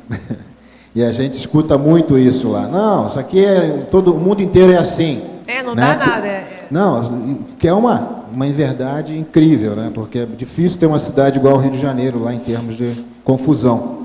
E aí, aos 18 anos, os amparadores disseram, eu acho que tive um insight de amparador, e eles disseram, você tem que sair do Rio de Janeiro, ir para bem longe, para você expandir sua consciência. Eu tive essa frase, e aí fui morar em Portugal e tal. Queria saber de você, a tua experiência de viagens técnicas, que o professor Valdo sugere para a gente fazer, a importância da gente visitar alguns países com um tema, com um objetivo, para poder exatamente sair desse holopensene, né, às vezes arraigado ali. Como é que você vê isso como uma técnica para superar a generalização autoassediante? Eu acho que ajuda bastante, né? Eu até porque eu morei no Rio até os 12 anos só. Depois eu fui morar em Minas. E aí depois eu voltei para o Rio. Então, acho que também isso ajuda, porque você vê várias culturas, várias formas de lidar com as pessoas. Isso. Mas o que está me lembrando que você falou foi o tempo que foi muito importante, foi o tempo que eu passei em Portugal. Eu passei 9 meses em Portugal em 95. E eu estou lembrando de uma reflexão que eu tinha na época, foi que eu comecei a entender muita coisa mais a partir, inclusive do Brasil, a partir como você via de fora. Porque eu via, até, por exemplo, Rio e Minas é muito próximo, né? E até Juiz de Fora ali é bem... dizem que é meio carioca, né? Quer dizer, é bem pertinho. Mas tinha diferenças. Mas quando você vai para um outro país, até que Portugal é bem próximo do Brasil ainda, né? A gente até via isso. Hábitos culturais, hábitos familiares, que lembravam muito a minha família, que também é de portugueses, né? Meu avô era português. Então, você via até certas coisas em comum. Mas vinham coisas sociais que eram muito marcantes. Eu cheguei até a falar aqui, numa tertúlia, que o que chamou a atenção, eu não sei se já mudou isso, mas na época me chamou muito a atenção a questão de como aqui no Brasil, pelo menos no Rio de Janeiro, onde eu vivia, a gente parte do pressuposto da desconfiança. Então, quando você vai comprar alguma coisa, você tem que estar sempre atento se alguém vai passar a perna em você. E uma coisa que me chamou muita atenção e me chocava até lá em Portugal, era que era justamente o contrário. A pessoa partia do princípio de que você era honesto, que está tudo certo. Certo. Então, eram pequenas coisas, assim, loja, tipo assim, não, você está sem dinheiro agora, passa aqui amanhã e paga. Nesse nível, não me conhece, está me conhecendo agora. Então, são coisas assim que eu falei, gente, eu comecei a ficar envergonhada, como eu sou desconfiada. E isso é um hábito que é muito, pelo menos, brasileiro em algumas regiões, porque se não ficar atento, vão passar a perna mesmo, né? Então, isso foi uma coisa que me chamou muita atenção. Então, isso que você está falando está me remetendo a isso. Então, muitas vezes, na hora que a gente generaliza, na hora que a gente vai conhecendo outras culturas e outros países, vendo que existem outras formas de pensar, é uma forma também de diagnosticar generalizações que a gente nem se dá conta que tem. Correto. Então, a gente às vezes tem determinadas posturas, determinados modos de se relacionar, que são culturais, são mesiológicos, são do grupo maior que a gente vive, em termos de país, e que a gente vai para um lugar, imagina um lugar totalmente diferente. Você vai ver que as pessoas pensam, agem, funcionam diferente. E eu acho que isso aí é muito sério, o que você está falando é muito sério. Muito bom. Queria acrescentar rapidamente a questão da importância do intercâmbio também. Eu concordo com tudo que você falou. Sim, e a parte do intercâmbio para o jovem, depois que termina o ensino médio, para viver fora da família, porque também ele vai ter experiências, né, vai ser tratado mais como uma consciência, como uma pessoa, do que como o fulaninho, a fulaninha, que tudo pode, que tudo... Então, é uma experiência também para poder ampliar um pouco, né? Isso aí já ajuda também. Eu saí de casa aos 22 anos e realmente... outra reflexão que você está me ajudando aqui a lembrar. E eu lembro que quando eu saí, mudei de cidade, inclusive, eu comecei a ver minha família diferente. Eu começava a ver as situações, tanto positivas como negativas, coisas que eu estava ali tão misturada com tudo ali que eu não via. E eu comecei a perceber até formas de raciocinar. Eu acho que você está falando tudo certo mesmo. Muito bom. Tá certo? Outra coisa de generalização que vale a pena, que eu tenho visto muito chamada a atenção, às vezes tem essas artistas, até que não são muito famosas, né? Então, às vezes elas soltam umas frases assim que aparecem em revistas, né? Não, porque estava todo mundo dizendo que eu estava assim. Todo mundo. Eu nem sabia que ele existia, quer dizer. Então, a pessoa também fica naquele mundinho assim, né? É muito comum, né? Não, que todo mundo está falando isso. Todo mundo é interessante mesmo. Então, isso é mais comum. Começa a ver essas frases, às vezes você vê como que nós generalizamos até mais do que, às vezes, nos damos conta. Adriana, Sim. aqui no A, na página 13, na trinomiologia, a penúltima linha. A comunicação facilitada pelo trinômio olho clínico, escuta ativa, mente aberta.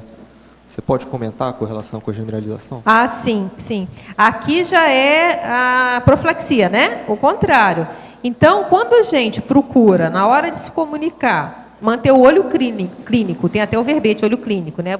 É um olhar que é um olhar técnico, não é aquele olhar mais disperso, é um olhar com detalhismo, né? Então, eu tenho aquele olho clínico, que está embasado em uma série de conhecimentos que eu tenho. Uma escuta ativa, que é realmente escutar o que o outro está falando, não o que eu quero ou o que eu penso que ele esteja falando. Junto com a mente aberta, que entra aqui a flexibilidade, né? Você está mais aberto para ver e ouvir, isso ajuda muito, facilita a comunicação.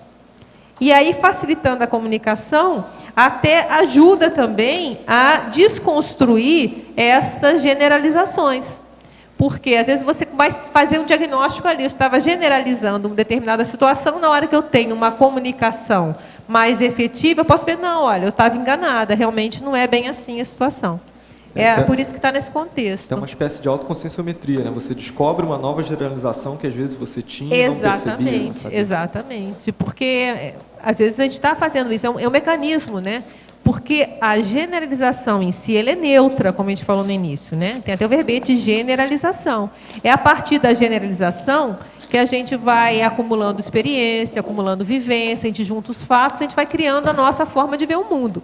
Nós vamos fazendo a generalização, mas ela é feita de uma forma criteriosa. A questão que a gente está mostrando aqui é a situação quando isso descamba para o autoassédio. É aquela que já está, às vezes, anacrônica, às vezes ela funcionava antigamente, ou funcionava na vida anterior, há 5 vidas atrás, hoje já mudou e a gente mantém aquela forma. Então, é isso que a gente tem que deixar bem claro. A generalização, ela é neutra. Por isso que a gente fez a qualificação, o qualificativo aqui. A nossa atenção é para que é equivocada, distorcida, pelas emoções. Ok. Ok? Adriana. Sim.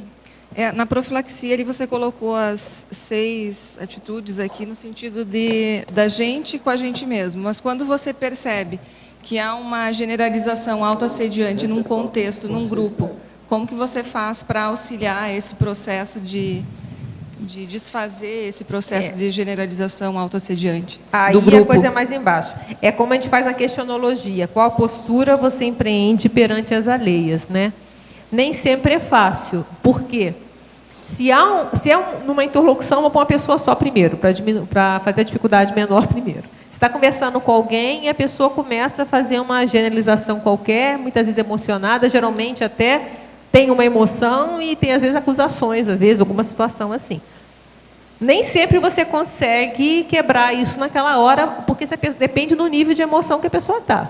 Se ela está muito alterada, já não está pensando direito, é difícil. Você pode tentar quebrar isso, como a gente até já, aquele livro, né, como é que é? Como se defender de ataques verbais, tem algumas técnicas lá. Então, você pode tentar, de alguma forma, perguntar, mas o que foi? Tentar especificar.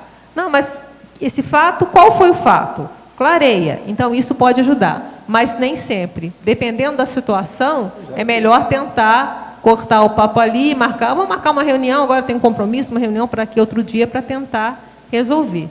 Se é um grupo, imagina, a situação ainda vai complicar mais ainda. Então, você tem que ver como é que está o holopensene. Se a coisa está muito assediada, você tem que ver, eu consigo desassediar isso agora ou não? Às vezes, você vai tentar trabalhar energia e melhorar aquele ambiente. Nem sempre é possível. E, às vezes, a solução pode ser tentar postergar aquela situação. Ou começar a se pautar, se não tem jeito, buscar fazer a sua argumentação em fatos. Olha, o fato é esse, sabendo que nem sempre garante que você vai conseguir um resultado, mas pelo menos você posicionou em fatos e calma. Olha, esse fato aqui, esse fato aqui, esse fato aqui, esse fato aqui. É o que eu, na minha experiência, o que eu tento. Nem sempre dá certo, mas às vezes pode tentar minimizar alguma situação mais grave. Obrigada.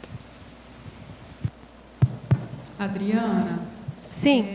Eu não sei se você já comentou na fatologia, penúltima linha, o estremecimento dos vínculos de amizade. Eu citei. Porque vamos supor dessa situação extrema lá, que fosse uma questão que gere algum tipo de desafeição, desentendimento, de briga em função de generalizações, por exemplo. Isso vai estremecendo uma amizade, às vezes, porque vai desgastando. Tem correlação com aquele ciclo que a gente colocou lá, né? O ciclo da conciliação e reconciliação. Reconciliação é importante, mas se fica um caso como isso que a Tele Tertuliana falou, briga, volta, briga, volta, briga, volta, e tem pessoas que gostam de viver assim, inclusive com amizades. Ah, não, eu brigo, gosta de brigo, estamos de mal, igual criança. Agora eu estou de bem, agora eu estou de mal, agora eu estou de bem, agora eu estou de mal. E acha que está tudo certo, que isso vai ficar tudo igual como era antes. Não dá, porque isso cansa. Aquele que tiver um pouquinho mais saudável vai se encher, mais cedo ou mais tarde, não é isso? Então, é isso que a gente quer dizer. Então, vai estremecendo a amizade. Quando vai essa... E relacionamento, então, de casal também é complicado, né? Se ficar só essa situação, e é briga, e briga, e briga, e acusações, chega uma hora que um vai tirar o time, né? Não vai aguentar. Esse aí, o casal vai e vem, do jeito que existe o homem e a mulher vai e vem. Perfeito. Você sabe quem é o homem e a mulher vai e vem. Sim, é dos homossexuais e lésbicas. Exatamente. Que querem uma coisa, depois muda, depois volta e quer voltar. E daí fica, vai e vem. Eles mesmos arranjaram o nome, vai e vem. É isso aí. Exatamente. É terrível, né, pensar numa coisa dessa. É terrível. E aí, a gente chega a falar isso no verbete opção pelo desassédio, que a gente fala, a convicção que está por trás disso aí, que a gente pensa, é a questão de achar que a vida é emoção. Então, ela acha que assim ela está viva, ela tem que brigar, ela tem que... Aí volta, reconciliação é ótimo, aí briga, e fica aquela emoção toda. E não é, a convicção equivocada que está lá atrás é que está levando para o buraco. Vive tremendo, ó. Vive tremendo, não dá. Não dá. Agora, é o povo que tem estribilique. Aí fica difícil, né? Adriana, fica difícil. Fala. Ali na fatologia, na terceira linha de baixo para cima, você coloca ali as soluções insuficientes. Sim. Você podia falar mais qual o link com o tema aí diretamente? Tá certo. A gente já falou, mas não tem problema. É porque pensa essa confusão. Então já gerou, como a gente colocou na fatologia. A pessoa começa a ter o autoassédio dela generalizando, por exemplo. Aí já saiu dela, ela já começa a se expor. Aí às vezes contamina as pessoas que estão em torno com esse raciocínio equivocado. Então olha o melê que está ficando, né? Aquele melê está ficando grande, o assédio comendo. Tem alguma chance de sair alguma solução boa ali? A gente nem colocou que a solução é equivocada, pois insuficiente para falar, vai que, né, funciona, né, sei lá. Mas insuficiente, porque com certeza, se tivesse todo mundo tranquilo, pensando bem, a solução seria melhor. Então, eu nem quis carregar muito nas tintas, eu coloquei insuficiente só. Porque não vai ser suficiente para aquilo que poderia ser. Mas eu diria que a chance de achar uma solução também é mínima. Você vê que a pessoa que está generalizando, ela naturalmente, muitas vezes, ela está, à primeira vista, está tentando achar uma solução, mas, na verdade, ela está, muitas vezes, fugindo do problema. Exatamente, exatamente. É para não pensar, para não raciocinar mais. Não pensar e, às vezes, ver que aquilo que ela está pensando, aquela convicção está errada. Então, aquilo, eu até estava pensando aqui, até escrevi aqui, mas ainda estou pensando sobre isso, né? Qual seria a causa principal? E a gente vê que, muitas vezes, o que eu pensei é justamente isso, é uma preguiça, né? Pode ser também uma preguiça de pensar, de pesquisar, que dá mais trabalho, né? Na hora que a gente generaliza, o mundo é assim, é ótimo, a gente fica mais tranquilo. Não, todo mundo você é assado, acabou, não preciso questionar. Eu já tenho uma visão, uma imagem fechada do Felipe, eu não preciso renovar isso. Porque tem que renovar o dia a dia, não, tem isso, mas tem aquilo, mas tem aquilo outro. Então, você lidar com essa diversidade, que é um mundo que é complexo, as pessoas são complexas, situações são complexas, dá trabalho. Eu acho que tudo que o evoluciólogo não faz é generalizar. Exatamente. Né? Se fosse assim, quer dizer, lidar com essas variáveis todas dá trabalho. E generalizar é a solução, nesse caso, nessa generalização equivocada, é a solução mais fácil. Porque eu já sei isso, chega na ignorância ignorada, né? Não, eu já sei, não quero saber, é assim, ponto. A vida é assim, ponto, acabou, não penso. Alexandre, a professora Malo já pegou aqui a listagem do Jornal de Savant. É de 1665 a 1712. E tem todos aqui os anos, como é que foi, local de edição, a situação toda, como é que foi. Aqui, se você quiser, seria bom pegar isso aí. Ó, aqui é que ela pegou. É interessante ver isso aí. Vou notar.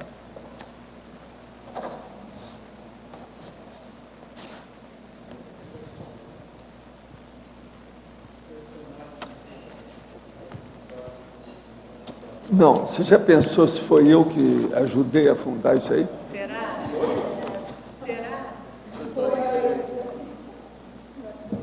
Não foi, não. Mas isso eu estou falando, antes que alguém fale, eu já estou falando bem claro, que possivelmente a gente ajudou de algum modo, né? Entende? É. Ele durou muito tempo aí, ó, por essa data que tem aí.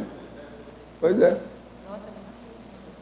Durou muito tempo, para a época, 1600, foi 1600 e tanto, até 1700 e pouco.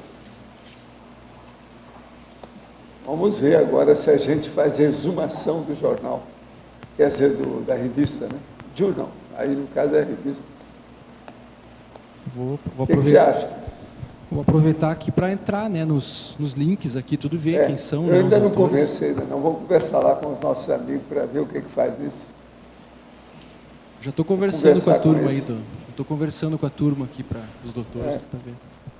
Agora, pelo meu cálculo, são 17 até o momento que eu... Aliás, eu queria ter acesso a essa lista do total. Eu estou fazendo porque a Cris não tem. Depois eu vou dar para ela, ela tira a cópia para a gente. Para atualizar. Beleza. Tem alguns que tem que conversar.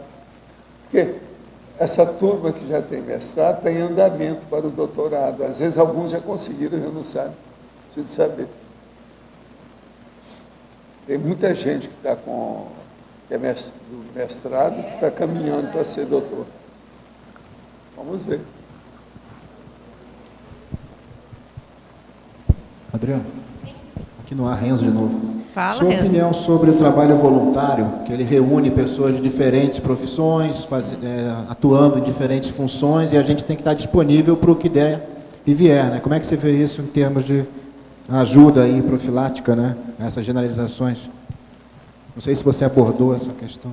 Não, olha, não vi o que você está querendo dizer, mas eu acho que o trabalho voluntário sempre é bom. Pensa o seguinte, se a pessoa tem um trabalho profissional e ela vai fazer um trabalho voluntário, e até às vezes em outra área diferente da dela, isso vai ajudar também. Como a gente falou de conviver com outras culturas, como ver, você sair de casa, você ver mais de fora situações. Isso tudo ajuda a gente ver, se conhecer a nossa forma de pensar. E vale a pena também. Você vai pegar um trabalho voluntário, numa área, às vezes, diferente daquela que você costuma trabalhar. Isso tudo vai te ajudar também a você ver um mundo de outra forma, né?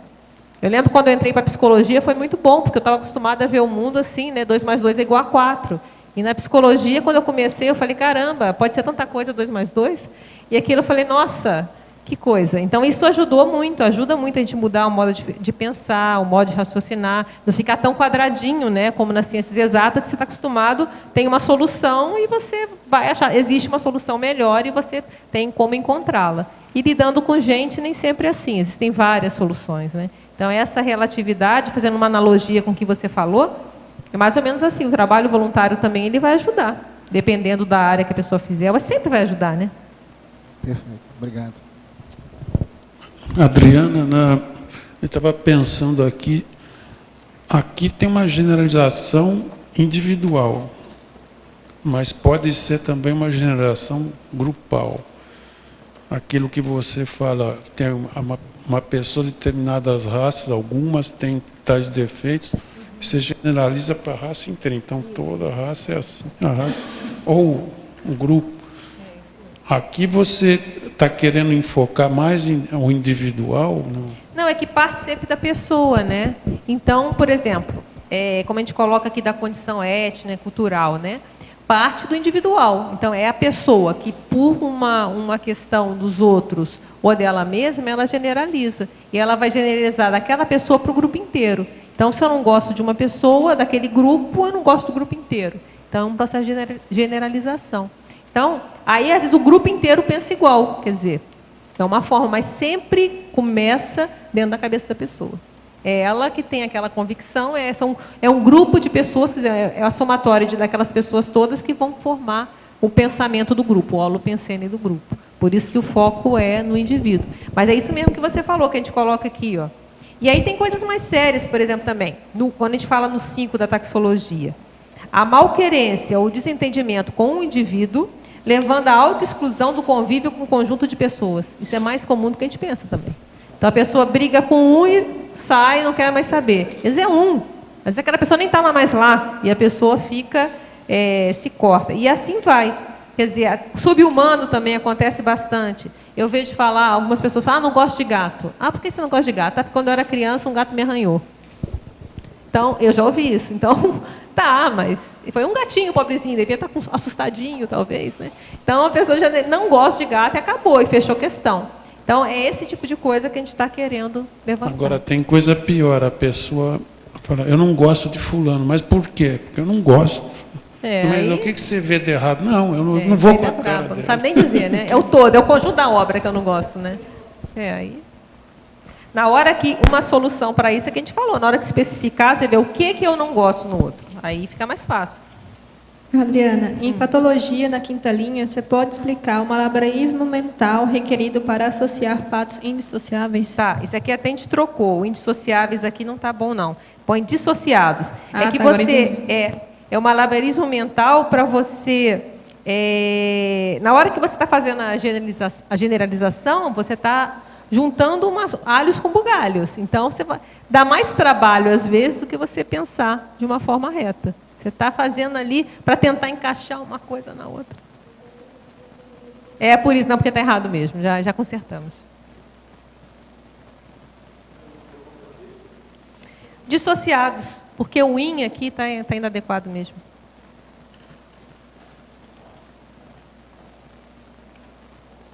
E aí é interessante a gente pensar também o exemplo, né? Porque a gente coloca a circunstancial e a consolidada. Essa circunstancial, que a gente fala que muitas pessoas, ou grande parte das pessoas, podem se sujeitar a ela, né? Que é ocorrida durante um surto emocional. Mas ela é rapidamente desfeita quando você retoma a autocrítica. Quando você começa, você já aborta a situação. Então, essa eu poderia dizer que é mais comum até. Agora, tem aquela outra que é consolidada, é aquela pessoa que ela fechou, o mundo é assim e acabou. Aí entra na ignorância ignorada.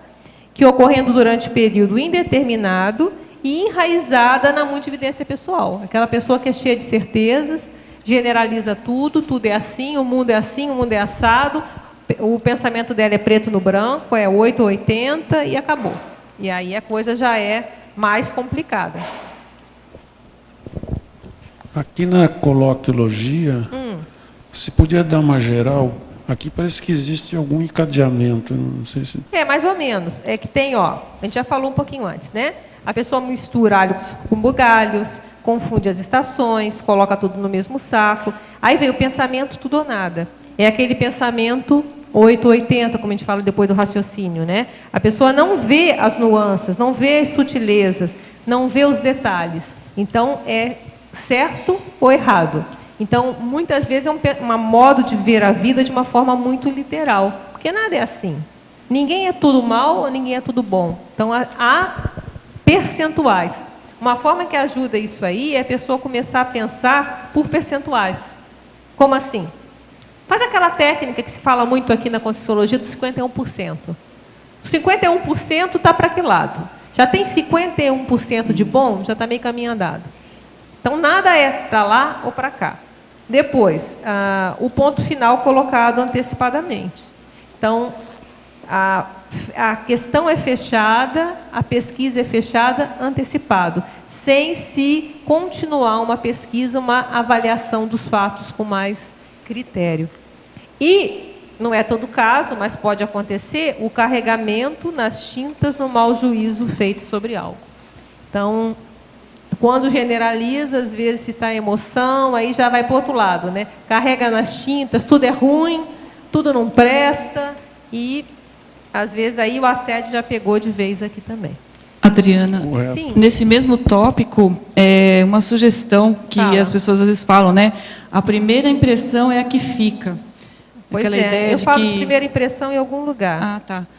Que a pessoa, ela olha o outro e já fica, grava aquilo e não tem outras possibilidades, né? Só fica não há. Com aquela ideia. A gente coloca de impressão, eu lembrei, aqui na taxologia, tem um local que fala assim. Oi? Página 15? Ah, essa aí, né? Ah, perfeito, obrigada. Foi aqui, ó, na relativização, que é quando você pega só uma interpretação, né, e dá um veredito precipitado com base nas poucas impressões iniciais. Exatamente o que você está falando aí. Não vi, ou já não gostei, não fui com a cara e acabou. E às vezes a gente tem grandes surpresas, né? Essas pessoas que às vezes a gente não vai à simpatia à primeira vista, às vezes pode ser uma surpresa bem agradável depois.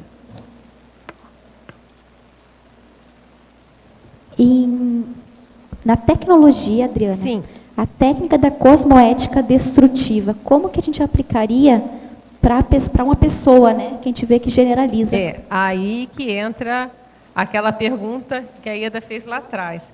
A hora de usar isso aqui, aí tem que ter muito critério, porque é a solução mais drástica, né? Às vezes numa questão de um grupo, de uma situação mais pesada, mas isso tem que ter muito critério, muito discernimento e saber fazer. Mas aí é mais difícil. Mas é a solução, e às vezes a pessoa pode chegar numa condição extrema de ela ver a hora certa, aí tem que ver se tem aparador, se vai, ela vai entrar com tudo para tentar desconstruir aquele raciocínio equivocado.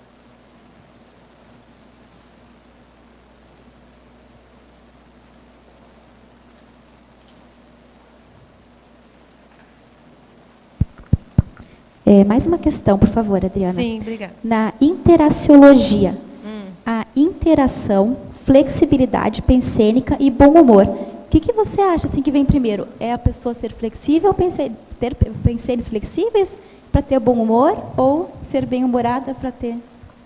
Boa pergunta. Não sei te dizer. O que eu sei dizer é o seguinte, que a gente vê que tem uma interação do bom humor com a flexibilidade. Por que é o mau humor? O mau humor é você reagir, é mais fácil, né? Então, alguma situação é frustrante, eu fico chateado, eu recuo, fico mal-humorado, porque a vida não é como eu gostaria que fosse.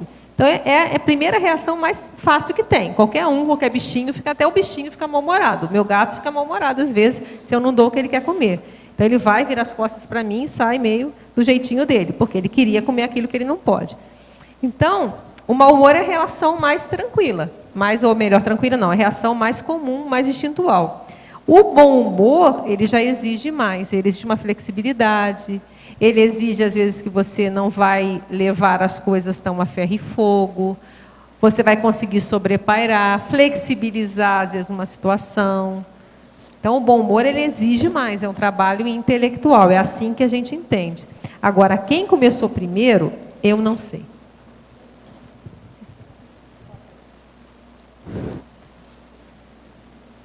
Professor Valdo, eu tenho uma pergunta aqui sobre as comemorações extrafísicas sadias no período intermissivo. O senhor podia dar um exemplo?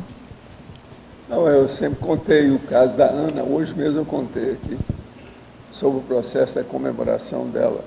que ela era uma personalidade da monarquia europeia, e ela veio para o Brasil para ajudar o povo que tinha renascido. E ela, a vida dela toda, ela se dedicou a assistir os outros. Agora, ela andava praticamente de pé no chão, tinha um bócio enorme, e ela adquiriu a doença de Chagas, tinha um coração todo alterado, ela morreu logo. Mas enquanto ela esteve aí, ela ajudou os outros. E ela quis morrer lá em casa comigo. A hora que eu fiz o diagnóstico dela, a situação, e vi que a situação era precária, ela não tinha muito tempo de vida, aqui não tinha tratamento.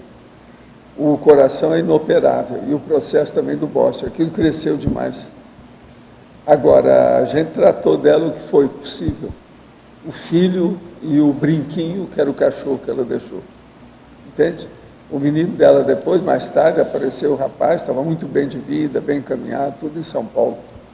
Agora, o que se passa? Eu a vi quando ela chegou, que era uma estrela, né? Era concierge de alto nível. Ela é concierge de alto nível. No entanto, ninguém, assim, aparentemente, dava valor para ela. Mas ela era muito assim, tinha muito bom senso e cultura popular. Quando ela falava, podia seguir que era aquilo mesmo. Ela é muito séria nisso. Agora, era praticamente analfabeta. Veio para se dedicar e fazer assistência aos outros, a vida toda. Agora, a comemoração dela foi um estouro. Todo mundo estava lá para recebê-la. Uma beleza. E ela veio como se fosse um sol, assim, aquela estrela que apareceu, depois corporificou e apareceu a Ana do jeito que era. É lógico que ali ela podia remoçar, acabar com o papo, aquela coisa, então, apareceu do jeito que ela era. Descalça. Isso é que é interessante. Professor, por que ela apareceu ainda com o bócio, né, na fisionomia que ela tinha aqui? Para mostrar que era ela. Sim. Mas se ela aparecesse toda renovada, mas não, isso aí não é a Ana. Agora, ela mudou depois, à vontade. Mas mudava, virava uma criança, uma jovem, bonita. Mas o reconhecimento não é pelas energias? Tinha necessidade da aparência física? É muito importante. O povo, às vezes, não entende nada de energia. Naquele nível dela, ela não sabe nada disso. Todo mundo é muito mais evoluído e consciente. Mas é um monte de gente que não entende nada de energia. Olha, é o visual, o paravisual, a fisionomia da pessoa. Então, isso aí é importantíssimo. E outra coisa, num nível desse, a pessoa transfigura, ela faz o que bem entende. Agora, o que é bacana dela é que ela apareceu aquele sol, daí a pouco começou a aparecer um rosto, daí a pouco apareceu, até apareceu o corpo dela todo, e ela, então, apareceu ali. Aquilo é impressionante. Agora, ela veio do jeito que era a Ana. Agora, depois ela mudou, ficou jovem, bonita. Agora, ó, ela era preta retinta, sabe? Pretinha, tudo dela. Era o jeito dela. Vivia com um pano na cabeça. Ela era muito boa cozinheira, entende? Agora, eu ajudei a ela, o filho dela e o cachorrinho, o Brinquinho, que era o nome do Brinquinho. Então ela falou assim, não, eu agora vou me dedicar a minha vida ao senhor. Então ela começou a trabalhar lá conosco. A gente arranjou um lugar para ela, então você faz a comida da gente e tal, aquele negócio e tal. Até ela morrer.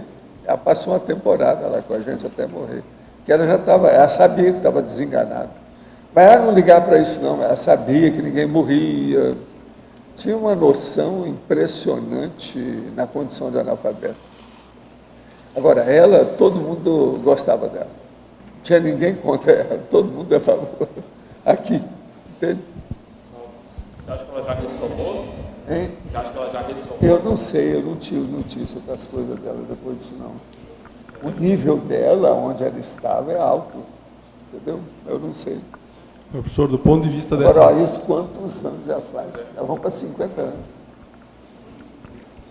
Essa questão de transfiguração extrafísica e a forma do psicossoma, a gente pode dizer, professor, que não existe amparador obeso? Que o amparador nunca vai se mostrar obeso nos trabalhos que ele faz? Não, ele pode, se você quer, a gente aumenta. Não, a transfigurabilidade, você faz o que você bem entende. Não, eu sei, mas, por exemplo, a pessoa, ela tem, vamos supor, tem um problema somático quando ela está no intrafísico, que ela engordou. Tomás de Aquino, na escola, era chamado de boi mudo. Então, ele era enorme. todo alterado. Quando vai para o extrafísico, da Igreja Católica. O apelido é boi mudo. Então, quando vai para o extrafísico, vai atuar como amparador, naturalmente o psicossoma ele fica numa forma mais homogênea. Não, ele fica remoçado. A hora que rejuvenesce, ele vai para a juventude dele. Então fica tudo remoçado, viçoso, bonito. Todo mundo é assim. Agora ela não. Ela apareceu do jeito que ela era. A hora então que ela ficou no meio do povo, então ela mudou. Voltou a ser a condessa. Ela era uma condessa. Condessa que tinha mais raiz italiana. Mas era da Europa. Entende? Agora limpou tudo. Aquilo que ela queria. Agora, ela foi uma vida praticamente infiltração, possivelmente. Mudar tudo daquele jeito. Valdo. Agora, eu já vi várias pessoas que eu conheci que tiveram comemoração extrafísica. Não foi só ela. Ela era condessa e agora veio como doméstica. Ela veio como anarfa. Por que ocorreu isso? Que ela queria ser bem da plebe para ajudar os caras que vieram. Ela estava ajudando o povo toda a vida dela, toda ajudou esse povo. Era a turma que ela achou que ainda tinha algum débito com aquele povo. Agora, quando chegou lá para mim, eu falei assim, comigo não tem nada. Nem com o Chico, nem com a minha mãe, que ela trabalhou conosco. Não tem nada. Então a gente fez o que ela queria. Ajudar.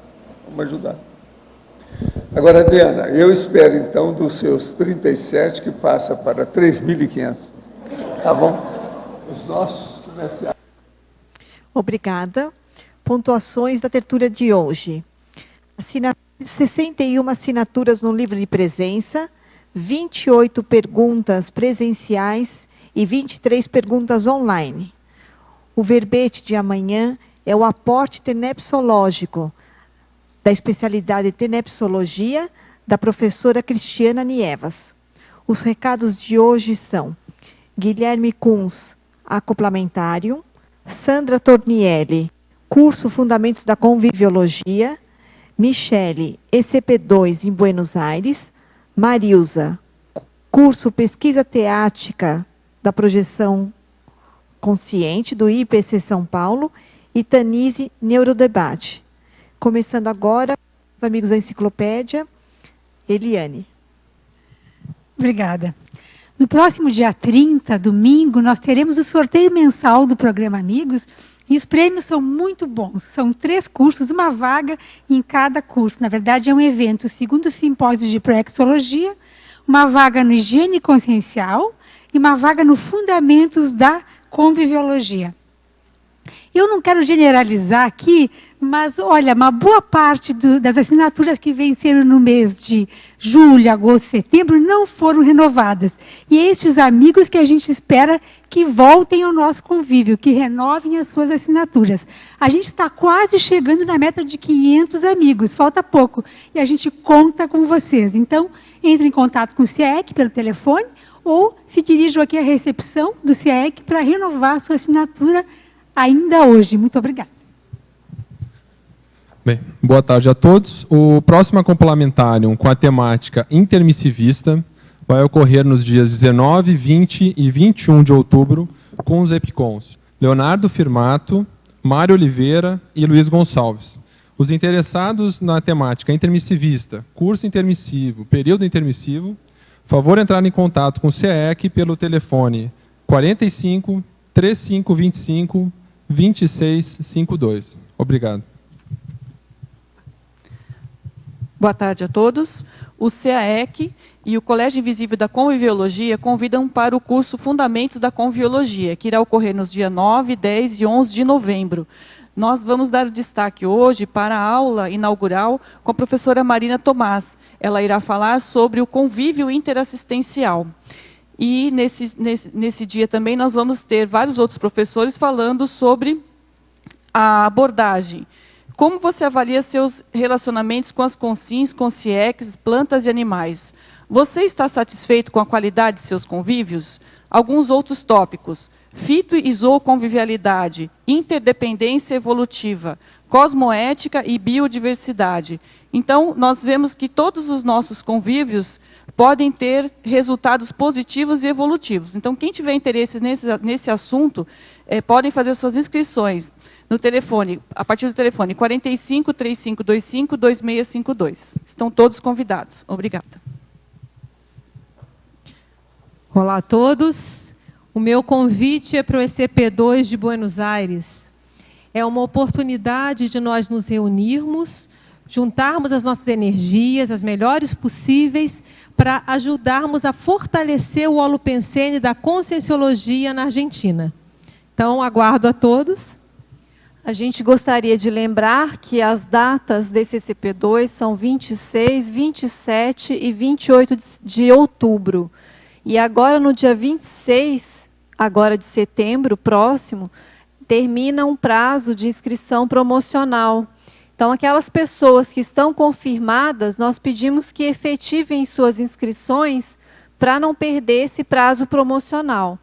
Qualquer informação, vocês podem entrar em contato em qualquer centro educacional do IPC, em qualquer cidade do Brasil, ou aqui em Foz, no telefone 2102 1448. Obrigada. Boa tarde a todos. Estou aqui para, em nome do Centro Educacional de São Paulo, convidar os pesquisadores da Projeção Consciente para o curso de pesquisa teática da projeção consciente a ser realizado em 2 módulos. O primeiro módulo no campus de Saquarema, no período de 11 a 14 de outubro próximo. O segundo módulo no Centro Educacional de São Paulo, no período de 1 a 4 de novembro. Esse curso tem a proposta de escrever uma antologia sobre todos os experimentos. E estamos sendo acompanhados por um neurocientista que está querendo publicar um trabalho.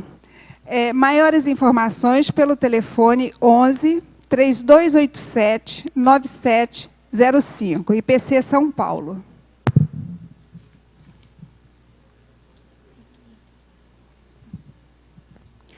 Boa tarde a todos. O Colégio da Neuroconscienciologia convida para o neurodebate a partir do livro A Cientista que Curou o Próprio Cérebro, Liz Taylor, que vai ser realizado na OIC no domingo, no próximo domingo, dia 30 de setembro, às 15 horas. E o sorteio realizado pela equipe do Tertuliário sorteou o livro, então, para Eduardo Plagassi. Ok, obrigada.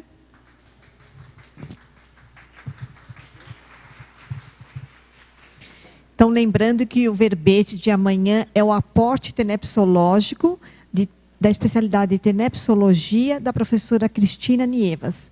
Obrigada e boa tarde a todos.